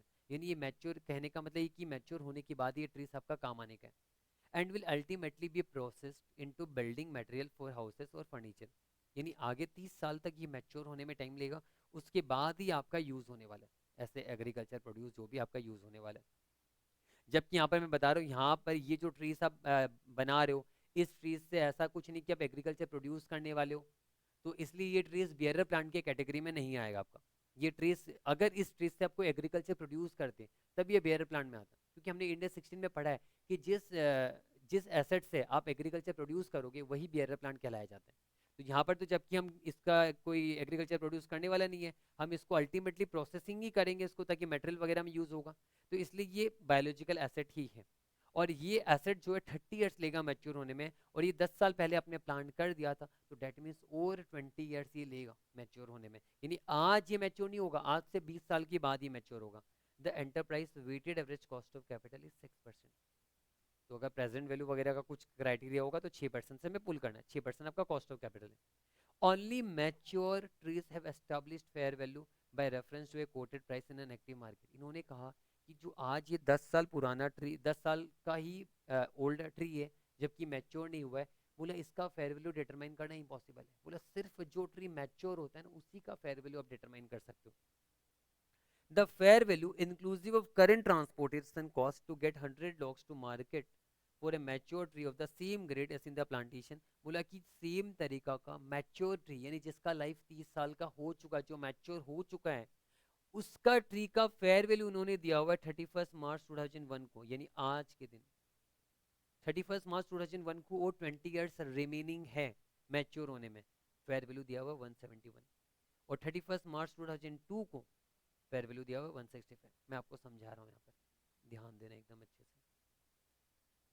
आज जीरो ईयर है, ठीक है, और आज के दिन ही क्या हुआ, 10 ईयर्स पास, 10 ईयर्स ऑलरेडी पास हो चुका है।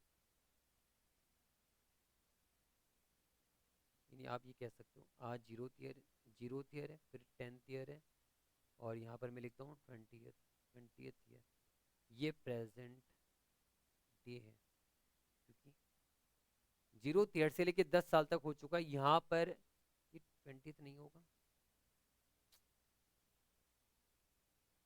30 होगा ना, क्योंकि हमने 0 से वैसे लिया है। ये 30th ईयर है, यानी और 20 ईयर्स रिमेनिंग है मैच्योर होने में। 20 ईयर्स रिमेनिंग टू मैच्योर। आज प्रेजेंट डे है, जबकि 10 साल बीत चुका है यहाँ पर। और प्रेजेंट डी का डेट क्या है? 31 मार्च 2001।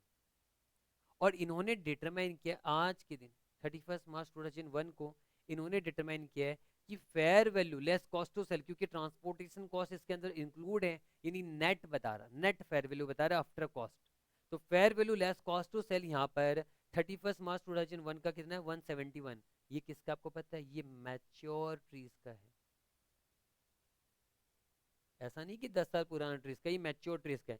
यानी आज के दिन अगर हम फेयर वैल्यू निकालें इसका, fair value minus cost to sell, ठीक है, इसका फेयर वैल्यू जो है ना मैच्योर ट्रीज का इन्होंने बताया कितना है? 171 है। तो ये 171 जो है ना वो यहाँ का प्राइस है, आपको ये समझना है। 171 यहाँ का प्राइस नहीं है, ये 130 ईयर का प्राइस है ये, क्योंकि जब ये मैच्योर होगा तब ये 171 का फेयर वैल्यू आएगा उसका। तो ये 171 आपका यहाँ का प्राइस नहीं, यहाँ का प्राइस है। और आपके पास ऐसा कितना ट्रीज है? 100 ट्रीज, यानी 17,100 ये यहाँ का प्राइस है। तो क्या यहाँ का प्राइस अगर आपको पता है, क्या आप यहाँ का प्राइस से आप यहाँ का प्राइस निकाल सकते हो? यस, हम निकाल सकते हैं, हमने एसएफएम भी पढ़ा हुआ है। तो 30th ईयर का, यानी आज से 20 साल बाद जब ये ट्री मैच्योर होता है अगर, तो आज के हिसाब से उसका फेयर वैल्यू कितना है? 17,100 है। तो हम तो प्रेजेंट वैल्यू में बताएंगे कि आज के दिन इसका फेयर वैल्यू क्या होगा 10 साल का। हम क्या करेंगे? इसको डिस्काउंटिंग करेंगे। क्या रेट से? 6% का रेट हमारे पास है ही। तो हम क्या करेंगे? 17,100 को 17,001 रेट को हम क्या करेंगे? Divided by 1.06 to the power 20 से हम पुल करेंगे तो हमारा वैल्यू आ जाएगा। जबकि इन्होंने यहाँ पर जो फैक्टर 6% का 20th का दिया हुआ है 0.312, तो हम क्या कर सकते हैं यहाँ पर सीधा, और हम लिख सकते हैं 17,100 इंटू 0.312। आप चाहो तो वैसे भी करोगे तो आपका आंसर आएगा 17,100 divide by 1.06 equal equal equal 20 बार करोगे तो आपका आज का वैल्यू भी आ जाएगा। पर जरूरत नहीं, जब हमें पी फैक्टर दिया हुआ है तो हम इसका यूज कर सकते हैं। तो हमें पता चल जाएगा 17,100 इंटू 0.312, 5335.2। यानी हमने इससे पता किया therefore fair value less cost to sell, ठीक है, नेट आज का दिन का, ठीक है, इसका वैल्यू कितना है? लेस कॉस्ट टू सेल हमारा आ गया कब का? 31 मार्च 2001 का वैल्यू आ रहा है 5335.2 हमारा आ गया ये। अब वापस से इन्होंने हमें क्या दिया हुआ है? इन्होंने साथ में हमें 31 मार्च 2002 का भी फेयर वैल्यू दिया। यानी ये तो 31 मार्च 2001 है, यानी 11th ईयर यानी आफ्टर 1 ईयर यहाँ पर क्या रहेगा? 31 मार्च 2002 है। यहाँ का भी हमें इन्होंने फेयर वैल्यू दिया। और यहाँ का फेयर वैल्यू का अगर हम बात करें तो हम वापस से क्या करते हैं? यहाँ पर मैं निकालता हूँ, 0th है, 10th है, 11th ईयर है और 30th ईयर है। तो ये आपका 11th ईयर है, 31 मार्च 2002 है। और यहाँ पर भी हमें fair value less cost to sell निकाल सकते हैं, 1 साल के बाद भी दिया हुआ है माइनस कॉस्ट टू सेल। पर ऑब्वियसली वो मैच्योर ट्रीज का कॉस्ट टू सेल है फेयर वैल्यू। तो ये इसका वैल्यू कितना है? 165 है, यानी 165 इंटू 100 16,500 है। तो ये 16,500 को भी हम क्या करेंगे? पुल करेंगे कब? 11th ईयर पे, यानी 19 ईयर्स बैक होगा इस बार। पिछली बारी तो 20 ईयर्स बैक हुआ था, क्योंकि 2001 में हम वैल्यू लेके आ रहे थे। इस बार हम 2002 में वैल्यू लेके आएंगे तो 19 ईयर्स बैक लेके आएंगे। तो हम क्या लिखेंगे? 16,500 divide by 1.06 to the power 19, 19 बार खींचेंगे हम 6% से। और इन्होंने दिया हुआ भी है 19 ईयर का भी इन्होंने दिया हुआ है हमें 0.331 दिया हुआ है इन्होंने। तो डायरेक्टली भी लिख सकते हैं इसका यूज लेके, क्योंकि हम टाइम सेव करेंगे ना एग्जाम में। 0.331 तो इन्होंने जो दिया हुआ हम वही ले लेंगे, 16,500 इंटू 0.331, 5461 कितना है आपका ये? 5461.50। यानी हमारे दो वैल्यू आ चुका है, एक ये वाला और एक ये वाला। वापस अगर हम बात करें, therefore fair value less cost to sell हमारा 31 मार्च 2001 का है 5335.2, लेकिन एक साल के बाद fair value less cost to sell हो जाएगा, अच्छा कुछ गलत लिख दिया, 5335.2 है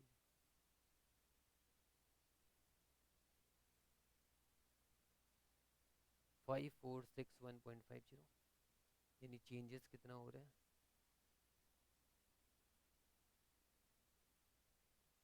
लेस कॉस्ट टू सेल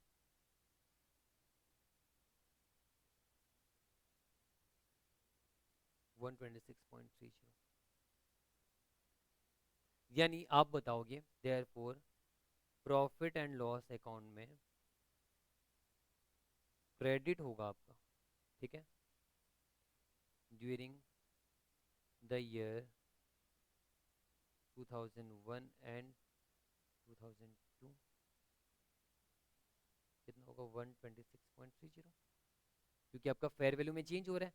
तो हम तो जबकि fair value less cost to sell में मेजर करते थे, तो fair value less cost to sell में हम मेजर करेंगे 31 मार्च 2001 को इतने में। अब एक साल के बाद हम मेजर करेंगे 546561.50 में। तो जो चेंजेस हो रहा है हमारा, वो चेंजेस को हम कहाँ दिखाएंगे, obviously profit and loss account में दिखाएंगे। तो हमारा प्रॉफिट एंड लॉस अकाउंट में कितना क्रेडिट होगा 126.30। इन्होंने पूछा क्या, state the value of such plantation on 31 March 2001 and 2002 and the gain और लॉस। तो यहाँ का वैल्यू हमने निकाला 31 मार्च 2001 का 5335.2 और फिर 5461.50 यहाँ का वैल्यू है, और गेन हुआ 126.3 का। तो ये सारा हम बता देंगे। तो आप चाहो तो फिर बाद में फाइनली आप आंसर अगर एक एक करके दोगे आप,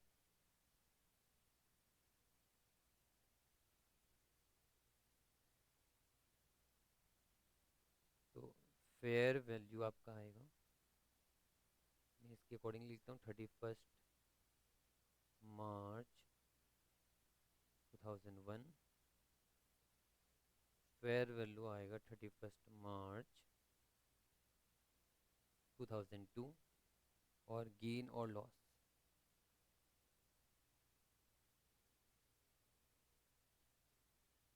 यहाँ का आएगा 5335.2, 5461.5 और गेन और लॉस में आएगा 126.30। ये हमारा आंसर है।